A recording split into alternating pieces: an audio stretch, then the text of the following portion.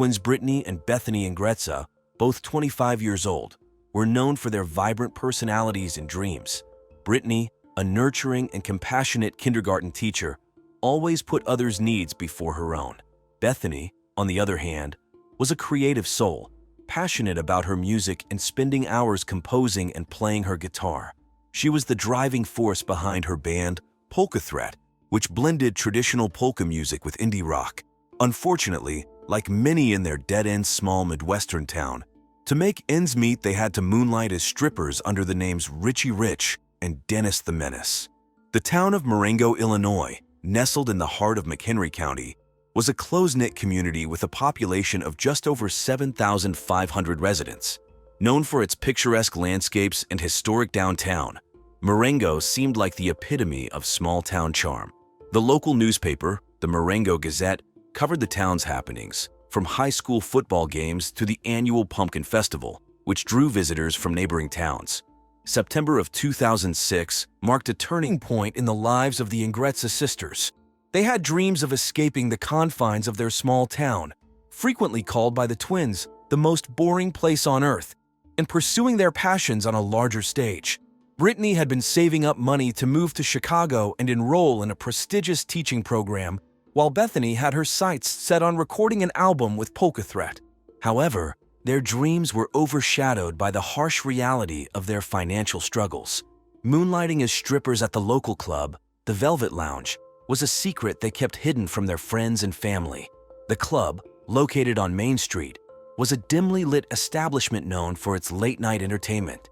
It was a place where the town's secrets were whispered and forgotten, a sanctuary for those seeking an escape from their mundane lives. We will delve deeper into the events leading up to the heinous crime that shocked the town of Marengo. Stay tuned for more revelations and twists in this tragic tale. On a crisp and cool September day in 2006, the small town of Marengo, Illinois, situated just an hour away from the bustling city of Chicago, was about to be shaken to its core. It was a town where everyone knew everyone, where doors were left unlocked, and crime was something that happened in distant cities or on the evening news. But on that fateful day, Marengo would become the backdrop for a chilling crime that would leave its residents in shock and disbelief. Coral James, a concerned neighbor, had grown worried after not seeing the vibrant and outgoing Ingretza twins, Brittany and Bethany, for several days. She decided to take matters into her own hands and went over to their apartment to check on them. Little did she know that what she would find inside would haunt her for the rest of her days. As Coral stepped into the apartment, a sense of unease settled over her. The air was heavy, and an eerie silence hung in the rooms. She made her way to the bathroom, and there, in the cold porcelain bathtub, she discovered the lifeless bodies of Brittany and Bethany. The sight that greeted her was nothing short of horrifying. The twins' hands were tightly bound behind their backs, and the marks on their necks hinted at a brutal strangulation. The room was filled with an overwhelming sense of tragedy, as if the very walls were mourning the loss of these vibrant young women. The news quickly spread throughout the town, and shockwaves reverberated through the close-knit community. On that fateful September day in 2006, the small town of Marengo, Illinois was shaken to its core by the gruesome discovery of the lifeless bodies of twin sisters Brittany and Bethany Ingretza. The police, led by Detectives Anderson and Ranger, arrived swiftly at the crime scene, determined to unravel the mystery behind this heinous crime. As they entered the apartment, a chilling sight greeted them. The once cozy living space had been transformed into a scene of chaos and despair. Furniture was overturned, belongings scattered haphazardly, and the air was heavy with an eerie silence. It was clear that a violent struggle had taken place within these walls. The detectives meticulously combed through every inch of the apartment, searching for any clue that could shed light on the motive and identity of the killer. They carefully collected fibers, fingerprints, and any other trace evidence that might hold the key to this tragic puzzle. In their search for answers, the detectives turned to the twins' personal belongings. They examined Brittany's kindergarten classroom, where colorful drawings and handwritten notes from her young students adorned the walls. They explored Bethany's music studio, filled with guitars, amplifiers, and stacks of sheet music. The detectives couldn't help but wonder if these passions and connections to the outside world held any significance in the investigation. Outside the apartment, the detectives spoke to neighbors and witnesses, hoping to gather any information that could lead them closer to the truth. They diligently questioned those who had seen or heard anything unusual in the days leading up to the discovery of the bodies. The detectives also reached out to local businesses, searching for surveillance footage that might provide a glimpse into the last moments of the twins' lives. As the investigation unfolded, the media frenzy surrounding the case grew. Local newspapers, such as the Marengo Tribune, dedicated coverage to the shocking crime. Chicagoland's best television news stations, like WGN and ABC7, aired reports urging viewers to come forward with any information they might have. Days turned into weeks, and the detectives tirelessly pursued every lead that came their way. They collaborated with forensic experts, consulted with renowned criminal profilers, and even reached out to the FBI for assistance. The case became a haunting presence in the town of Marengo, with whispers of the twins' tragic fate echoing through the streets. The investigation into the tragic deaths of Brittany and Bethany Ingretza took a significant turn when the police focused their attention on Darren Capletta, a 28-year-old mechanic and Brittany's former boyfriend. Darren's turbulent relationship with Brittany, combined with his history of possessiveness and stalking, made him a prime suspect in this heinous crime. Darren's obsession with Brittany began after their breakup, and he struggled to accept the end of their relationship. Friends and acquaintances recall his volatile temper and his relentless efforts to maintain control over Brittany's life. He would often show up unannounced at her workplace, leaving her feeling frightened and unsafe. The police wasted no time in bringing Darren in for questioning. They hoped to uncover any evidence that could link him to the murder of the Ingretza twins. During the interrogation, Darren's demeanor was tense and defensive. He vehemently denied any involvement in the crime, claiming that he had moved on from his relationship with Brittany. As the investigation unfolded, the police delved into Darren's background, meticulously scrutinizing his every move. They discovered that Darren's obsession with Brittany had escalated in the months leading up to the murders. He had been seen lurking around the twins' apartment building, often peering through their windows. Some witnesses even claimed to have seen him following the sisters as they went about their daily routines. To strengthen their case against Darren, the police analyzed his phone records, hoping to find any incriminating evidence. They discovered a series of disturbing text messages and voicemails that Darren had sent to Brittany in the weeks prior to the murders. In these messages, he expressed his anger and frustration, threatening to harm her if she didn't reconcile with him. The police also uncovered surveillance footage from a nearby convenience store, placing Darren in the vicinity of the Ingretza twins' apartment on the night of the murders. This crucial piece of evidence further implicated him in the crime. Despite the mounting evidence against Darren, the investigation was far from over. The police continued to explore other leads and potential suspects, ensuring that no stone was left unturned in their pursuit of justice for Brittany and Bethany. As the investigation into the shocking murder of Brittany and Bethany Ingretza unfolded, the police turned their attention to Roxy Blaine, a 26-year-old co-worker and close friend of the twins. Roxy, known for her caring and empathetic nature, had expressed concerns about Brittany's ex-boyfriend, Darren Capletta, in the past. However, her credibility had been undermined by her occupation as a stripper and her history of alcoholism. In the small town of Marengo, Illinois, where everyone seemed to know everyone else's business, Roxy's reputation had been tarnished. The local gossip mill whispered tales of her wild nights at the strip club and her struggles with addiction. But the police knew that sometimes, the most unexpected individuals could hold the key to solving a crime. On that fateful day in September 2006, the police brought Roxy in for questioning. Detective Anderson, a seasoned investigator with a reputation for getting to the truth, stared intently at Roxy, searching for any signs of deception. Roxy, dressed in worn-out jeans and a faded band t-shirt, sat nervously in the uncomfortable metal chair. She fidgeted with her fingers, her eyes darting around the room. She recounted the countless nights they spent together at the strip club, sharing stories and dreams. She described the bond they had formed, a sisterhood born out of adversity. Roxy's eyes welled up with tears as she spoke of the twins' kindness and the love they had shown her during her darkest moments. The detective pressed further, asking about any potential motives or connections that could shed light on the crime. Roxy hesitated for a moment, her mind racing with memories and possibilities. She mentioned a mysterious woman who had been lurking around the club in the weeks leading up to the murders. She described her unsettling demeanor and the way she seemed fixated on the twins. Detective Anderson furrowed his brow, his mind working to piece together the puzzle. He made a mental note to check security footage from that time, hoping it would provide some insight into this unknown figure. He thanked Roxy for her cooperation and assured her that they would leave no stone unturned in their quest for justice. As Roxy left the police station that day, a mix of relief and anxiety washed over her. She knew that the investigation was far from over, and the truth was still shrouded in darkness.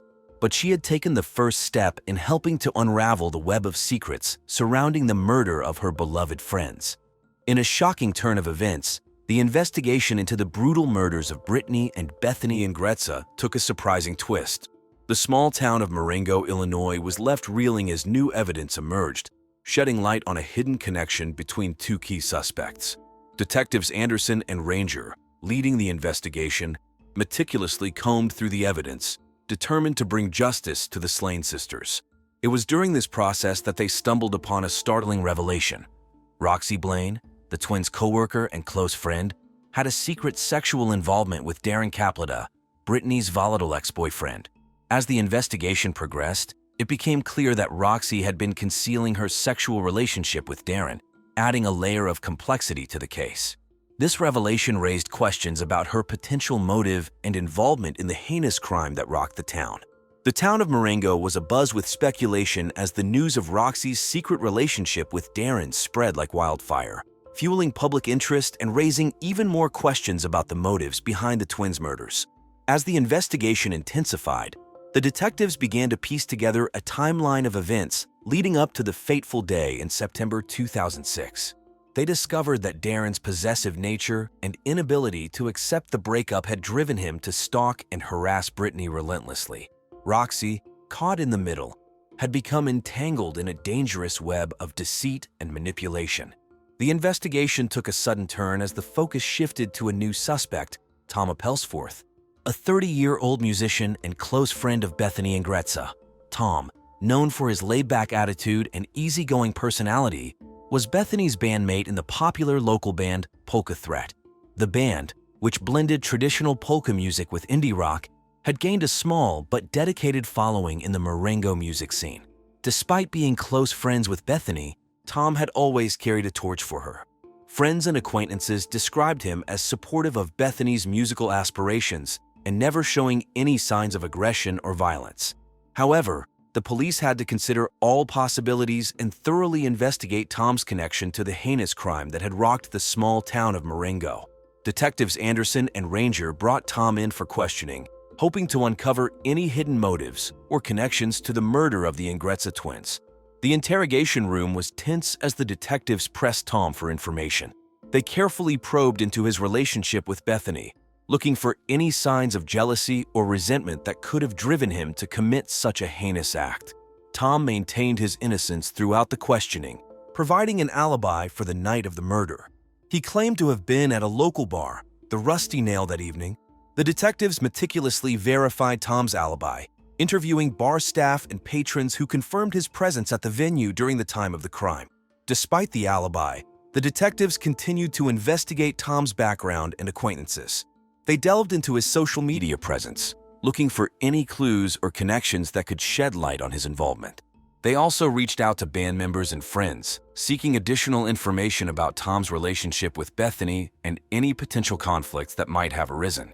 In a shocking turn of events, the small town of Marengo, Illinois, was rocked by the revelation of the true identity of the murderer responsible for the heinous crime that claimed the lives of Brittany and Bethany Ingretsa. After weeks of tireless investigation, the police finally identified and arrested Darren Capletta, a 28-year-old mechanic and former boyfriend of Brittany. Darren's motive for the brutal killings was rooted in jealousy and resentment towards Brittany's deep bond with her twin sister. Unable to accept their breakup, Darren's anger and obsession grew, leading him down a dark and sinister path. Consumed by feelings of anger and rejection, he devised a twisted plan to exact his revenge on Brittany. On that fateful September night, Darren entered the apartment where the sisters resided. In a fit of rage, he unleashed his fury upon Brittany, suffocating her to death on the living room sofa. But he didn't stop there. Bethany, tragically caught in the crossfire, became an innocent victim of Darren's deranged actions. The small town of Marengo was left in shock and disbelief as the news of the gruesome double murder spread like wildfire.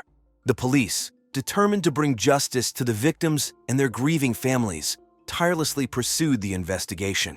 They meticulously combed through evidence, interviewed witnesses, and analyzed every lead that came their way. The weight of the case and the urgency to solve it weighed heavily on their shoulders as the community anxiously awaited answers. Finally, a breakthrough came when a key piece of evidence linked Darren to the crime. The police, armed with this crucial information, swiftly moved in to apprehend him. The arrest sent shockwaves through the town as the residents grappled with the realization that the murderer had been living among them. The arrest of Darren Capletta brought a sense of relief to the community, but it also served as a stark reminder of the darkness that can lurk in the most unexpected places.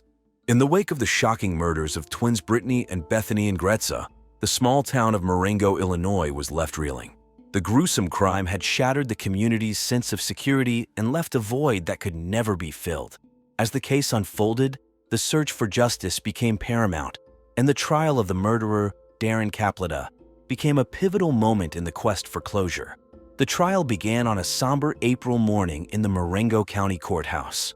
Prosecutor Larry Pascoe-Grover, a seasoned legal expert known for his unwavering dedication to justice, presented a compelling case against Capletta.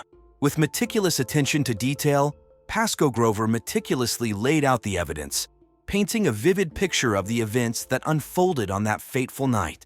Attorney Tom Berlin, representing the defense, fought tooth and nail to cast doubt on the prosecution's case. Berlin, known for his sharp legal mind and persuasive arguments, attempted to create an alternative narrative that would exonerate his client. The courtroom was filled with tension as the two legal titans clashed in a battle of wits and rhetoric. Throughout the trial, the Ingretsa families sat in the front row, their faces etched with grief and anger. Their presence served as a constant reminder of the lives that had been brutally cut short. As the trial progressed, witnesses took the stand, recounting the events leading up to the murders. Friends and acquaintances of the victims spoke of their vibrant personalities and the dreams they had for the future.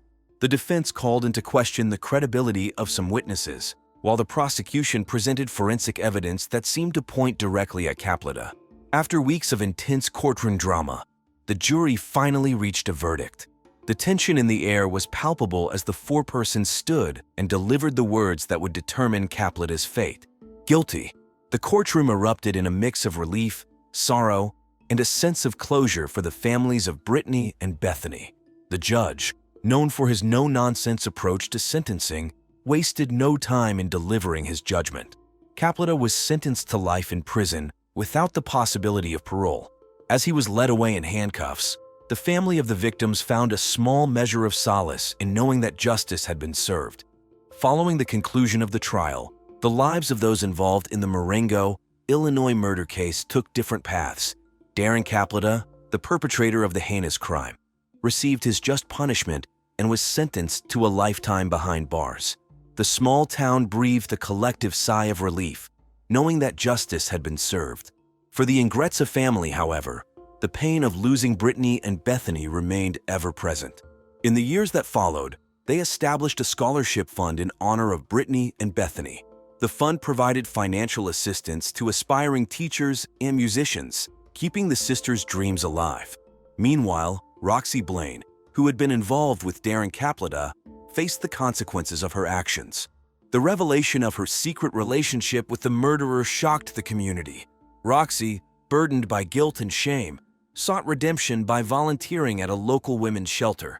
She hoped to make amends and prevent others from falling victim to abusive relationships.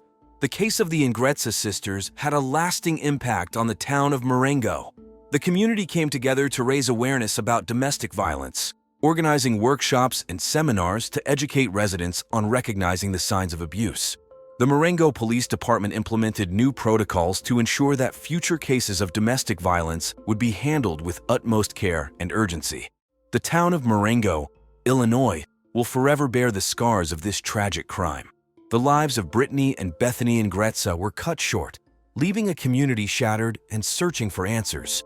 True crime case files will continue to uncover stories like these, shedding light on the darkest corners of humanity. Bobby Nurtek, aged 52, was an ambitious and driven real estate developer. Known for his charismatic personality and charming demeanor, he built a successful career constructing McMansions in the desert north of Los Angeles. Bobby's life was filled with contradictions. On one hand, he was a successful businessman, admired by many for his achievements. On the other hand, he was a lonely soul, seeking solace in the vast desert landscape that surrounded his property. Despite his many professional accomplishments, Bobby's personal life was marked by tumultuous relationships and betrayals. Living like a recluse in his multi-million-dollar ranch, Bobby yearned for stability and genuine connections. He often sought solace in the vast expanse of the Mojave Desert, finding peace in the solitude it offered. His sprawling estate, nestled amidst the arid landscape, was a testament to his wealth and influence. In November of 2002, Bobby's life took a tragic turn. Rumors swirled in the tight-knit community of Lancaster, with whispers of infidelity, financial troubles, and resentful business partners. Bobby's relationships were a constant source of turmoil. He and his ex-wife, Eliza, had just finished their bitter divorce proceedings. The local newspaper, the Lancaster Gazette, published a series of articles highlighting his rise to prominence and the controversies that surrounded him. We will dive deeper into the events leading up to Bobby's murder, exploring the motives and suspects involved. Stay tuned as we uncover the truth behind this tragic crime. On a fateful day in November 2002, tragedy struck the quiet town of Lancaster, California. The lifeless body of Bobby Nurtek, a prominent real estate developer, was found in the stable of his multi-million-dollar ranch. The news of his untimely demise sent shockwaves through the community, leaving friends and family in a state of disbelief. The discovery of Bobby Nurtek's body was made by his close friend, Jason Harris Packard, who had come to visit him at his sprawling ranch. As Jason entered the stable, he was met with a scene of horror. Bobby lay motionless on the ground, a single bullet wound piercing his heart. The silence that filled the air was deafening, as if the world had come to a standstill. Immediately overcome with grief, Jason frantically dialed 911, desperately hoping that help would arrive in time. The authorities were alerted, and within minutes, the tranquil ranch was transformed into a crime scene. Police cars lined the driveway, their flashing lights illuminating the darkness that had descended upon the once serene landscape. News of the murder quickly spread, capturing the attention of the local media. Television crews from KTLA and KCBS set up their cameras, reporting live from the scene. As investigators meticulously combed through the evidence, the community was left grappling with shock and fear. How could such a tragedy befall someone like Bobby Nurtek, a man who had seemingly achieved the American dream? Rumors and speculation ran rampant, as whispers of jealousy, greed, and betrayal filled the air. The days that followed were filled with interviews, interrogations, and painstaking analysis of every piece of evidence. The police were determined to bring the perpetrator to justice, to provide closure for Bobby's loved ones and restore a sense of security to the community. In the aftermath of the shocking murder of Bobby Nurtek, the police wasted no time in their pursuit of justice. Led by the determined detective Laura Cordoba-Utica, the investigation team arrived at the crime scene with a sense of urgency. The once pristine and sprawling ranch, nestled in the desert north of Los Angeles, now stood as a haunting backdrop to the heinous crime that had taken place. As the investigators entered the property, they were met with a scene of devastation and despair. Bloodstains, like dark and ominous brushstrokes, painted a grim picture of the violence that had unfolded. Each droplet of blood told a story of the struggle that Bobby Nurtek had endured in his final moments. The investigators meticulously documented every detail, ensuring that no piece of evidence went unnoticed. The police team methodically combed through the ranch, searching for any clues that could lead them to the identity of the killer. They carefully examined every room, every nook and cranny, in their quest for the truth. The air was thick with tension as they meticulously collected fingerprints, DNA samples, and any other potential evidence that could help solve the case. Outside the ranch, the investigators discovered a gun in a nearby gully. The weapon, a cold and deadly instrument, held the key to unlocking the mystery behind Bobby Nurtek's untimely demise. It was carefully bagged and tagged, ready to be sent to the forensic lab for analysis. As the investigation unfolded, the police reached out to the media for assistance. News outlets, such as the local Lancaster Gazette and the Los Angeles Times, reported on the case, urging anyone with information to come forward. The community was gripped with fear and curiosity, eager to see justice served for the beloved real estate developer. The investigation into the murder of Bobby Nurtek took a dramatic turn when the focus shifted to his ex-wife, Eliza Nurtek. Eliza, age 38, was a marketing consultant in the San Fernando Valley and had a history of manipulative behavior. The police, armed with this information, began to dig deeper into her life, hoping to uncover any potential motive for the heinous crime. Eliza and Bobby's marriage was far from picture-perfect. Their tumultuous, decade-long relationship was marred by accusations of infidelity and betrayal.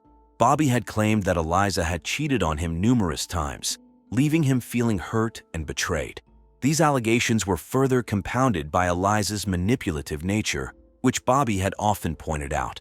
The police believed that these factors could have driven Eliza to commit such a heinous act. Detective Laura Cortabiutica, the lead investigator on the case, wasted no time in interrogating Eliza. The questioning took place in a small, dimly lit room, with the tension palpable in the air. Eliza, dressed in a stylish pantsuit, maintained her composure as she vehemently denied any involvement in Bobby's murder. In an unexpected twist, Eliza retaliated by accusing Bobby of infidelity. She claimed that he had cheated on her multiple times with both men and women. These accusations added fuel to the already intense investigation, as the police now had to consider the possibility of a crime of passion. The media quickly caught wind of this sensational revelation, and blog posts by true crime fanatics began to speculate on the motives behind the murder.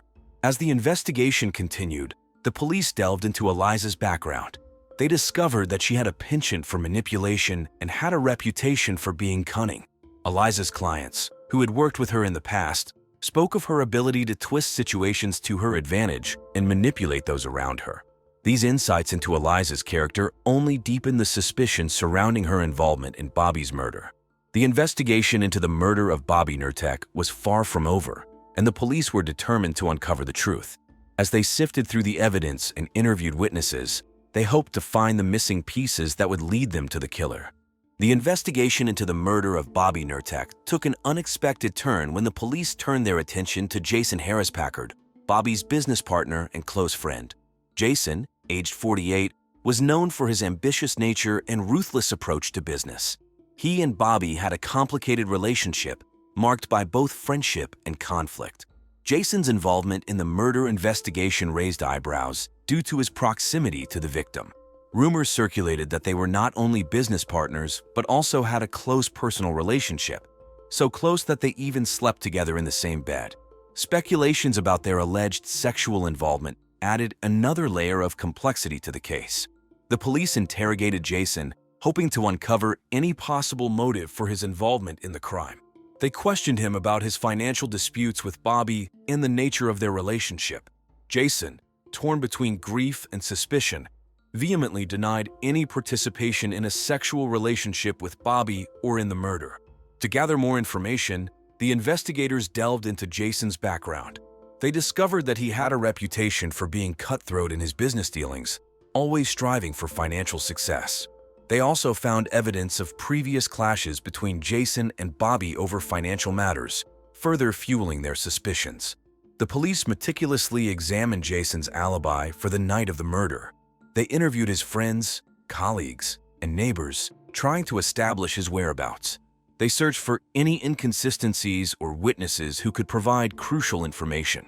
Despite the mounting evidence against Jason, the investigation remained ongoing.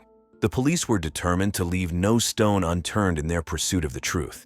They continued to gather witness statements, analyze forensic evidence, and explore alternative theories. In the riveting investigation into the murder of Bobby Nurtek, shocking revelations have come to light that expose a web of deceit and corruption. As the police delved deeper into his life, they uncovered a sinister truth about his real estate dealings and the subpar materials used in his McMansions. These revelations have sent shockwaves through the community of Lancaster, California, where the tragic events unfolded in November of 2002. During the investigation, a devastating incident occurred that shed light on the true nature of Bobby Nurtek's real estate empire. The McPherson family, residents of one of the subdivisions he built, tragically lost their lives when the walls of their home collapsed while they slept. This horrifying event prompted the police to dig deeper into Bobby's business practices and construction methods. It was soon revealed that Bobby's real estate dealings were far from legitimate. The investigation uncovered a trail of dirty money flowing through his business transactions, raising suspicions of money laundering. This shocking revelation left the community in disbelief, as Bobby had been seen as a successful and respected figure in the world of real estate. Furthermore, it was discovered that the McMansions Bobby constructed were built using substandard materials. The investigation revealed that corners had been cut, compromising the safety and integrity of these homes. The use of inferior materials put the lives of the residents at risk, as evidenced by the tragic fate of the McPherson family. The community was left reeling from the realization that their dream homes were built on a foundation of deception. As news of these revelations spread, media outlets picked up the story, further amplifying the shock and outrage. Headlines blared with phrases like, "Real estate tycoon's dark secrets exposed," and "Lancaster scandal rocks community." The scandal surrounding Bobby Nurtek's murder had transformed into a larger narrative of corruption and betrayal. The police, faced with this new evidence, expanded their investigation to include not only the murder, but also the financial crimes and building code violations committed by Bobby Nurtek. The community demanded justice for the lives lost and the deception that had been perpetrated on them. The investigation took an unexpected turn when the police uncovered the lifeless body of Lucy Colligard, Bobby Nurtek's girlfriend, in her small apartment in Lancaster, California. Lucy, a struggling actress with dreams of making it big in Hollywood, had a troubled past filled with failed relationships and a history of substance abuse. The police, led by Detective Laura Cordobiutica, immediately began piecing together the events leading up to Lucy's death. They meticulously combed through her apartment, searching for any clues that could shed light on what happened. The walls were adorned with posters of famous actors and actresses, a testament to Lucy's aspirations. In her bedroom, they found an open bottle of prescription pills and empty beer cans scattered on the floor. It was clear that Lucy had been struggling with her demons, seeking solace in substances that ultimately led to her demise. As the investigation continued, the police interviewed Lucy's friends and acquaintances, trying to unravel the complex web of relationships in her life. One friend, Delia Masterson, a fellow struggling actress, recalled a conversation she had with Lucy just days before her death. Lucy had confided in Delia about her tumultuous relationship with Bobby Nurtek, expressing her frustration and unhappiness. Delia mentioned that Lucy had been receiving threatening messages from an unknown person, adding to her already fragile state of mind. The police obtained Lucy's phone records and discovered a series of text messages from an unknown number. The messages were filled with threats and insults, further adding to the mystery surrounding her death. Detective Cordobiutica reached out to the phone company, hoping to trace the origin of the messages. As the investigation into Lucy Colligard's death continued, the police were faced with a myriad of possibilities. Was Lucy's death the result of her own demons and struggles with substance abuse? Or was there someone else involved, someone who had a motive to silence her forever? Only time would tell, as Detective Cordobiutica and her team worked tirelessly to uncover the truth behind this tragic event. After weeks of tireless investigation, the truth behind the murder of Bobby Nurtek finally came to light. It was Eliza Nurtek, Bobby's ex-wife, who orchestrated a chilling plot to eliminate him and his allies. Motivated by a deep-seated anger and resentment towards Bobby, Eliza meticulously planned a murder that would ensure he paid for his past transgressions. The police, led by Detective Laura Cordobiutica, painstakingly pieced together the puzzle that revealed Eliza's sinister intentions. Through extensive interviews, forensic analysis, and the examination of various pieces of evidence, they were able to uncover the truth. Eliza's motive for the murder stemmed from Bobby's infidelity and betrayal during their tumultuous, decade-long marriage. She harbored a deep-seated anger towards him, feeling that he had cheated on her multiple times with both men and women. This betrayal fueled her desire for revenge, leading her down a dark and dangerous path. To carry out her plan, Eliza meticulously planned the murder, leaving no detail to chance. She carefully selected the murder weapon, a gun, and executed the crime with cold precision. After shooting Bobby, she staged the crime scene to make it appear as if someone else was responsible. But that was not all. She also murdered his girlfriend, Lucy Colligard, and then planted evidence to make it look like she had died from an overdose. The police, however, were not easily deceived. Through their diligent investigation, they uncovered inconsistencies in Eliza's alibi and discovered the true nature of her relationship with Bobby. They also found evidence linking her to the murder weapon and the staged crime scene. Eliza's web of lies began to unravel, and the truth slowly emerged. On a fateful day in December of 2002, just before Christmas, the police moved swiftly to apprehend Eliza. They arrested her, leaving her shocked and surprised by the swift hand of justice. The community, once gripped by fear and uncertainty, could finally breathe a sigh of relief knowing that the person responsible for these heinous crimes was behind bars. In the aftermath of this tragic event, the community of Lancaster, California was left reeling. The shocking nature of the crimes and the betrayal of trust had a profound impact on the residents. The media frenzy surrounding the case only added to the sense of unease and disbelief. The trial of Eliza Nurtek, the prime suspect in the murder of Bobby Nurtek and Lucy Colligard, was a riveting spectacle. The courtroom was filled with tension as the prosecution and defense presented their cases, each side vying for justice to be served. Prosecutor A.E. Shin Choi, a seasoned legal expert, meticulously built a compelling case against Eliza. With a firm voice and unwavering determination, she presented evidence that painted Eliza as a vengeful and calculating murderer. The prosecution called upon witnesses who testified to Eliza's history of manipulation and deceit, revealing a web of lies that she had spun around Bobby and Lucy. Defense attorney Lena Jacobs-Carcel, a skilled and tenacious lawyer, fought tooth and nail to create reasonable doubt in the minds of the jurors. She argued that the evidence against Eliza was circumstantial and that there were other possible suspects who could have committed the crimes. Jacobs-Carcel called upon character witnesses who spoke highly of Eliza's demeanor and disputed the prosecution's claims. The trial was not without its emotional moments. The victims' families, still grieving the loss of their loved ones, sat in the courtroom, their eyes filled with a mix of hope and despair. They listened intently to every word spoken, desperate for justice to be served. After weeks of deliberation, the jury finally reached a verdict. The tension in the courtroom was palpable as the foreperson stood up and pronounced Eliza Nurtek guilty on all charges. Gasps filled the room, and the victims' families broke into tears, their long-awaited justice finally realized. Eliza Nurtek was sentenced to life in prison without the possibility of parole. Some believed that this punishment was too lenient given the heinous nature of her crimes.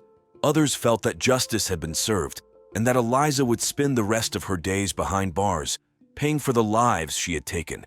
In the aftermath of the trial, the lives of all those involved were forever changed. Eliza Nurtek, now confined to a prison cell, had to face the consequences of her actions. She was sent to the infamous San Quentin State Prison, known for housing some of the most dangerous criminals in California. Inside the prison walls, Eliza had to adapt to a strict routine, wearing an orange jumpsuit and spending most of her days in a small cell. She was cut off from the outside world, with limited access to phone calls and visits from loved ones. Meanwhile, Jason Harris Packard, burdened by guilt and haunted by the memories of the past, decided to make a fresh start. He moved away and settled in Bakersfield, where he opened a small bakery. With the help of his mother's secret recipes, Jason baked delicious pastries and bread, bringing joy to the locals. His bakery, named Sweet Delights, quickly gained popularity. As for the community, they slowly moved on from the scandal that had captivated them. However, the memory of Bobby Nurtek's murder would forever linger in their minds, serving as a reminder of the fragility of life and the consequences of one's choices. In the end, The trial brought closure to a dark chapter in the community's history. Those scars remained. The community found solace in the fact that justice had been served. They vowed to learn from the tragedy and to strive for a safer and more compassionate society. As we conclude this episode of True Crime Case Files, we reflect on the chilling tale of Nurtex. In the small town of Lancaster, California, ambition, betrayal, and revenge collided, leaving a trail of destruction in their wake. This story serves as a reminder that even in the pursuit of success, one must tread carefully, for the consequences of our actions can be far-reaching and devastating. Lena Klunding was a 36-year-old kindergarten teacher living in Tucson, Arizona. She worked at Sunshine Elementary School, where she was loved by her students and colleagues. Known for her patience and kindness, Lena was the type of teacher who made learning fun and exciting. She often used colorful posters in her classroom, making sure every child felt special and included. Lena lived in a cozy house on a quiet street with her husband Richard and 11-month-old son Dolphin. Her friends often said that Lena's home was filled with laughter and warmth. She had a knack for decorating and often shopped to find perfect items to make her house a home. Lena's family was very important to her. She was close to her parents, who lived nearby and often helped with Dolphin. Lena dreamed of opening her own daycare center someday, where she could help even more children grow and learn. Lena's friends described her as caring and always willing to lend a hand. She was the type of person who would drop everything to help a friend in need. She volunteered at her local church and was involved in community events. Her warm personality and dedication to her work made her a cherished member of the community. In September 2010, Lena was busy preparing for the new school year. She spent her days setting up her classroom, planning lessons, and making sure everything was perfect for her students. She also spent a lot of time with Dolphin, planning a big celebration for his first birthday. She wanted it to be a special day, full of balloons, cake, and love. She had even ordered a custom cake from a local bakery and invited all her family and friends. In the days leading up to her death, Lena was looking forward to the future. She was excited about the new school year and celebrating Dolphin's first birthday. Her dreams of opening a daycare center and her plans for her son's future were a testament to her loving and nurturing spirit. On the morning of September 12, 2010, the sun was shining brightly in Tucson, Arizona. It was a warm, pleasant day, typical for that time of year. At around 8:00 a.m., Patty Martins, Lena Kleindine's close friend and neighbor, decided to check on Lena. They had planned to go for a morning walk, something they often did together to stay fit and catch up on each other's lives. When Lena didn't show up at the usual time, Patty became worried. Patty walked over to Lena's house, which was just a few doors down from her own. She knocked on the door, but there was no answer. She called Lena's phone, but it went straight to voicemail. Feeling uneasy, Patty tried the door and found it unlocked. She slowly stepped inside, calling out Lena's name, but the house was eerily quiet. As Patty made her way through the house, she noticed that everything seemed normal at first. Dolphin's toys were scattered in the living room, and the kitchen had breakfast dishes on the table. But when she reached the bedroom, she was met with a horrifying scene. Lena's lifeless body was lying on the floor, and the room was in disarray. The TV was smashed, and a mirror was shattered, indicating a struggle had taken place. Patty was in shock and felt a wave of fear and sadness wash over her. She quickly grabbed her phone and dialed 911, her hands trembling as she tried to explain what she had found. Her voice was shaky, and she had to repeat herself several times before the operator understood the gravity of the situation. Patty stayed outside, pacing back and forth, tears streaming down her face. She couldn't believe what had happened to her friend. Neighbors began to gather, whispering among themselves and speculating about what could have led to such a tragic event. The news quickly spread, and soon local media outlets like the Tucson Sentinel were reporting on the shocking discovery. Lena's death sent shockwaves through the community. People who knew her were heartbroken and in disbelief. How could something so terrible happen to someone so kind and loving? As the police began their investigation, everyone hoped for answers and justice for Lena. When the police arrived at Lena Kleindine's house on September 12, 2010, it was a warm, sunny morning in Tucson, Arizona. Detectives J. Ramirez and Maria Torres, known for their fast response and careful attention to detail at the investigation. The patrol car's flashing lights quickly drew the attention of neighbors, who watched anxiously from their yards and windows. Detectives Ramirez and Torres were both experienced investigators. Ramirez, a tall man in his early 40s, was known for his methodical approach and calm demeanor. Torres, in her late 30s, was sharp-eyed and known for her ability to notice even the smallest details at a crime scene. Together, they made a formidable team. As they entered the house, they were met with a grim scene. The living room showed no signs of a struggle, but the bedroom told a different story. Lena's body lay on the floor, with clear marks of strangulation on her neck. The room was in chaos. A TV lay shattered on the floor, and a large mirror was broken, its shards scattered everywhere. It was clear that a violent confrontation had taken place. The detectives began their investigation immediately. They called in a team of forensic experts who meticulously collected evidence from the scene. They took fingerprints from the broken TV and mirror and gathered samples of hair and fibers that might have been left by the attacker. They also photographed the entire room, documenting the disarray and any potential clues. Outside, neighbors gathered, whispering and speculating about what had happened. Reporters from local news stations like KVOA and the Tucson Sentinel arrived, setting up cameras and interviewing anyone willing to talk. The community was in shock, struggling to comprehend the tragedy that had struck their quiet neighborhood.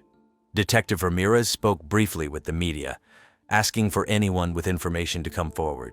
He emphasized the importance of community cooperation in solving the case.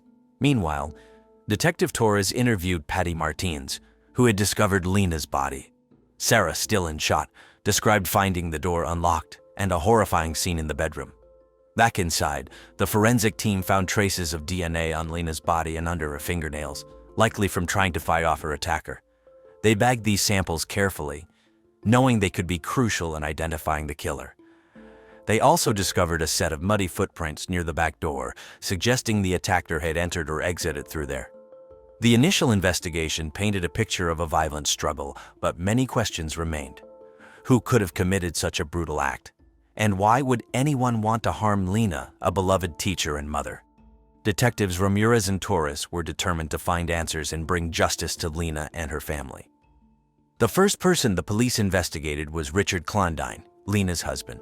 Richard was 38 years old and owned a local hardware store called Klondine's Hardware. He was well-liked in the community for his charming personality and his knack for helping customers find exactly what they needed. However, those who knew him well knew he could also be secretive and controlling behind closed doors. When detectives J. Ramirez and Maria Torres arrived at Richard's store on September 13, 2010, he seemed calm but surprised to see them. They informed him about Lena's death and asked him to come to the station for questioning. Richard agreed, though he appeared anxious as he closed up his shop, a popular spot among locals for home improvement supplies like tools and paint from well-known brands like DeWalt and Sherwin-Williams. At the station, the detectives started with basic questions. Where was he on the night of the murder? Richard claimed he had been out of town on business, meeting with suppliers in Phoenix, 100 miles away. He provided the name of the hotel where he stayed and said he had receipts to prove it. He seemed confident, but the detectives knew they needed to verify his alibi. As the questioning continued, Richard's demeanor shifted. He became more defensive and agitated, particularly when asked about his relationship with Lena. He admitted they had been having marital problems, but insisted he loved her and would never harm her. The detectives noted his change in behavior, but needed more concrete evidence to link him to the crime. While Richard was being questioned, other officers checked his alibi. They contacted the hotel in Phoenix and reviewed security footage. Richard's name was indeed on the guest list, but the detectives found something odd. The footage showed Richard leaving the hotel late at night and not returning until the early hours of the morning. This raised suspicions, as it meant he could have traveled back to Tucson during that time. Detectives Ramirez and Torres pressed Richard further, asking about his whereabouts during those hours. Richard grew more agitated and struggled to provide a clear answer. He claimed he had gone for a drive because he couldn't sleep, but his story lacked details and consistency. As they left the station, Detective Ramirez told Torres they needed to follow every lead. They were determined to uncover the truth about Richard and his potential involvement in Lena's tragic death. The second person the police investigated was Laura Luzarda Klondine, Richard's secret second wife. Laura was 44 years old and worked as a hospice nurse at St. Mary's Hospital in Tucson. She was dedicated to her job and known for her kind and caring nature. In her spare time, Laura was an activist, campaigning for public schools to teach students about extraterrestrial civilizations, such as the Vulcans and the Klingons. Detectives J. Ramirez and Maria Torres visited Laura at her home on September 14, 2010. Laura was visibly shocked and distressed when they told her about Lena's death. She invited them inside and tried to stay calm as they began their questioning. Her son, 16-year-old Mark Lizarda, was also home but stayed in his room, listening anxiously. The detectives asked Laura about her relationship with Richard. She revealed that she had been married to Richard for 2 years, but only recently discovered his marriage to Lena. Laura said she felt betrayed and heartbroken by Richard's deceit. She insisted she had no idea about his double life until a few days ago when she found suspicious documents in his belongings. Laura provided an alibi for the night of Lena's murder. She said she had been working the night shift at St. Mary's Hospital. She gave the detectives the names of her coworkers who could confirm her presence. Detective Torres took detailed notes and assured Laura they would verify her alibi. Despite her distress, Laura cooperated fully with the investigation. She handed over Richard's documents, which she had kept hidden after discovering them. These included financial records, phone bills, and a mysterious report about Richard's activities. The detectives thanked Laura for her help and left to follow up on her information. At St. Mary's Hospital, the detectives spoke with Laura's coworkers, who confirmed she had been at work the entire night. Security footage from the hospital also showed Laura working her shift, which seemed to clear her of any involvement in the murder. However, the detectives knew they couldn't rule out the possibility that she might have known something more about Richard's activities. Laura's cooperation and solid alibi made it difficult for the detectives to consider her a primary suspect, but they were still cautious. They decided to look deeper into Richard's life and any connections he might have had that could shed light on the case. The mysterious report Laura provided hinted at more secrets, possibly related to Richard's business dealings. As they continued their investigation, Detectives Ramirez and Torres remained determined to uncover the truth. Laura's revelations added new layers to the case, making it clear that Richard's double life had far-reaching consequences. On September 18, 2010, a week after Lena Klondine's murder, the weather in Tucson, Arizona, was unusually cool and cloudy. Detective Maria Torres was at the police station, reviewing the case files when she received an urgent call from a local garbage collection worker who had found something suspicious while collecting trash in a neighborhood not far from Lena's home.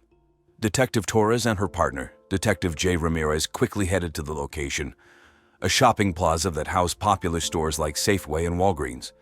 The bag looked out of place, and the garbage worker, knowing about the recent high-profile murder, thought it might be important. The detectives carefully opened the bag and found several pairs of men's underwear. A dead end. Meanwhile, the mysterious report Laura Lizarda Klondine had given them earlier became even more relevant. It detailed Richard's involvement in money laundering for Mexican cartels, which explained why he was so secretive. The detectives realized that Richard's illegal activities provided a strong motive for him to silence Lena, who might have discovered his crimes. With the new evidence and a clearer picture of Richard's motives, Detectives Ramirez and Torres felt they were closing in on the truth. They knew they needed to interrogate Richard again, this time confronting him with the damning evidence they had uncovered. As they prepared for this critical step, they hoped to finally bring justice for Lena Klondine and her grieving family. As the investigation continued, Detectives J. Ramirez and Maria Torres turned their attention to Mark Lizarda, Laura's 16-year-old son. Mark was a high school student known for his intelligence and strong bond with his mother. His relationship with Richard, his stepfather, had raised some eyebrows in the community due to their unusually close bond.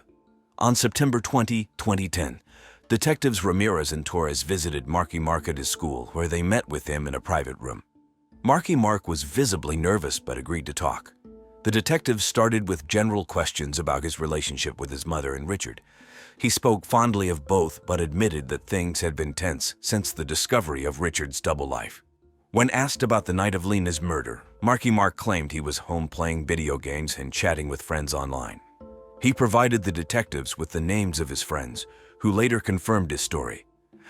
However, there was something about Mark's demeanor that made the detectives suspicious. He seemed too eager to prove his innocence and stumbled over his words when discussing his whereabouts. Despite his alibi, the detectives felt that Mark might know more than he was letting on. They decided to dig deeper into his online activities. They obtained a warrant to search his computer and found that on the night of the murder, Mark had searched for information on how to cover up a crime and how to dispose of evidence. This discovery was alarming and made him a key suspect. The detectives brought Marky Mark back in for further questioning. This time he was more agitated and defensive. He claimed the searches were for a school project, but the detectives didn't believe him. They pressed him harder, and under the pressure, Marky Mark finally broke down and confessed. He admitted he had found out about Richard's bigamy before his mother and feared losing him as a father figure. Marky Mark's confession shocked the detectives. The investigation had revealed the dark side of a seemingly normal family, uncovering secrets that would forever change their lives.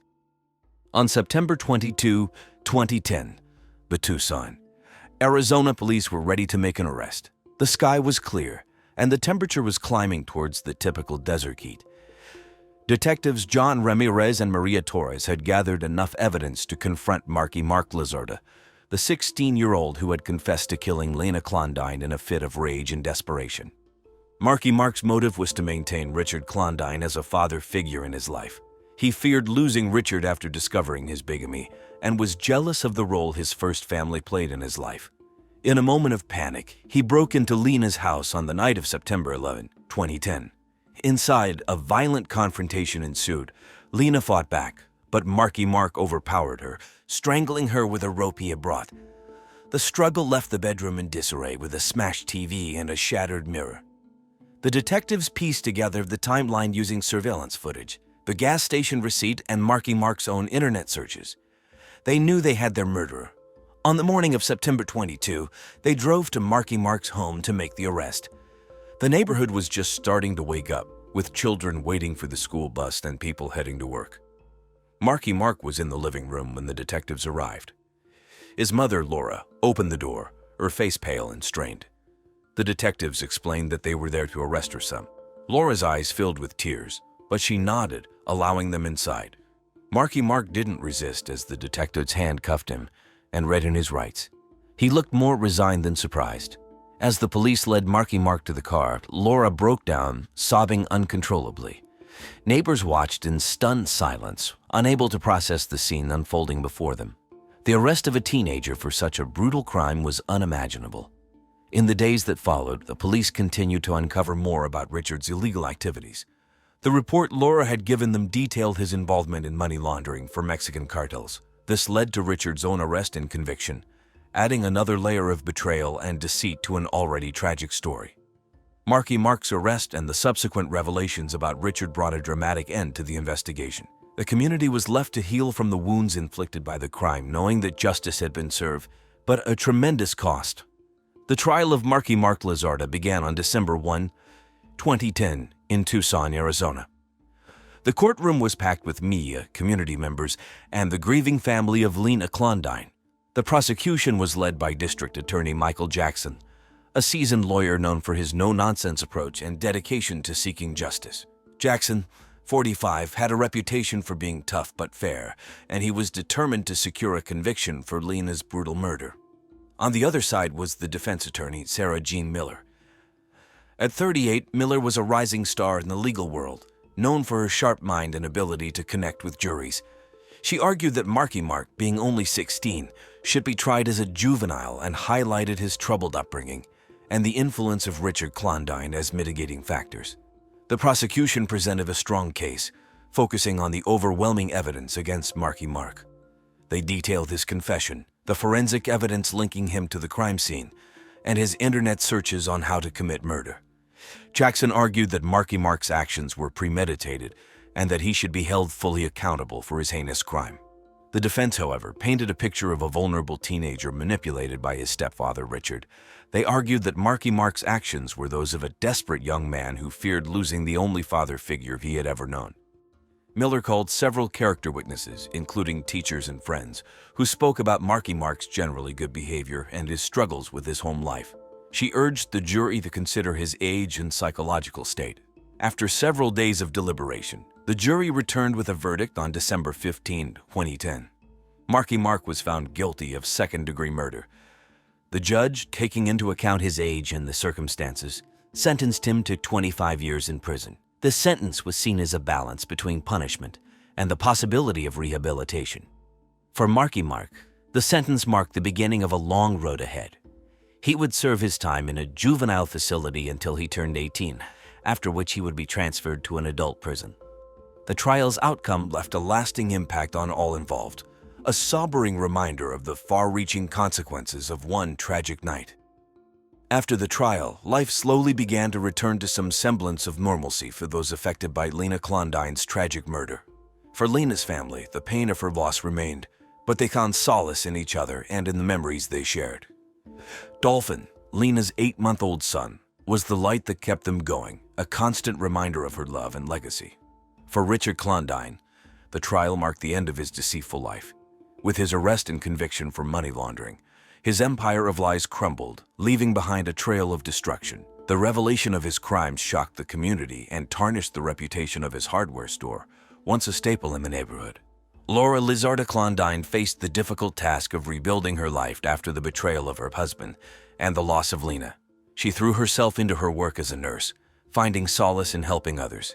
Her activism took on new meaning as she advocated for victims of domestic abuse and campaigned for stronger laws to protect families from similar tragedies. As for Mark Lizarda, his life took a drastically different turn after the trial. Incarcerated in a juvenile facility, he had plenty of time to reflect on his actions and the consequences of his choices. With therapy and counseling, he began to confront his past and work towards rehabilitation. Despite the severity of his crime, there were those who believed in his potential for redemption and hoped that he would one day find a path towards healing and forgiveness. As life moved forward, the memory of Lena Klondine remained a beacon of love and hope in the hearts of those who knew her. Her legacy lived on in the lives she touched and the lessons learned from her tragic death. The murder of Lena Klondine is a tragic reminder of the hidden secrets and dangerous lies that can lurk behind closed doors. In the face of unimaginable loss, her family and friends continue to honor her memory, cherishing the warmth and kindness she brought into their lives.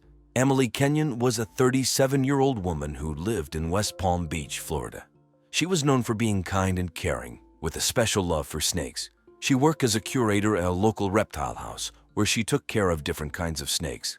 Her collection included pythons, boas, and even a rare green mamba. Emily also loved gardening and spent a lot of her free time tending to her plants and flowers. Emily went to the University of South Florida, where she studied biology. She met Marlon Kenyon there, and they got married shortly after she graduated. They moved to a cozy house with a big backyard, perfect for her garden and snake enclosures. Emily was close to her family, especially her younger brother named Brian, who worked as a teacher in Orlando. Emily was very involved in her community. She volunteered at the local animal shelter and helped organize charity events. She was a member of the West Palm Beach Garden Club and often shared her gardening tips with friends and neighbors. People described Emily as friendly, always willing to lend a hand, and full of life. In September 2003, Emily's life took a dramatic turn.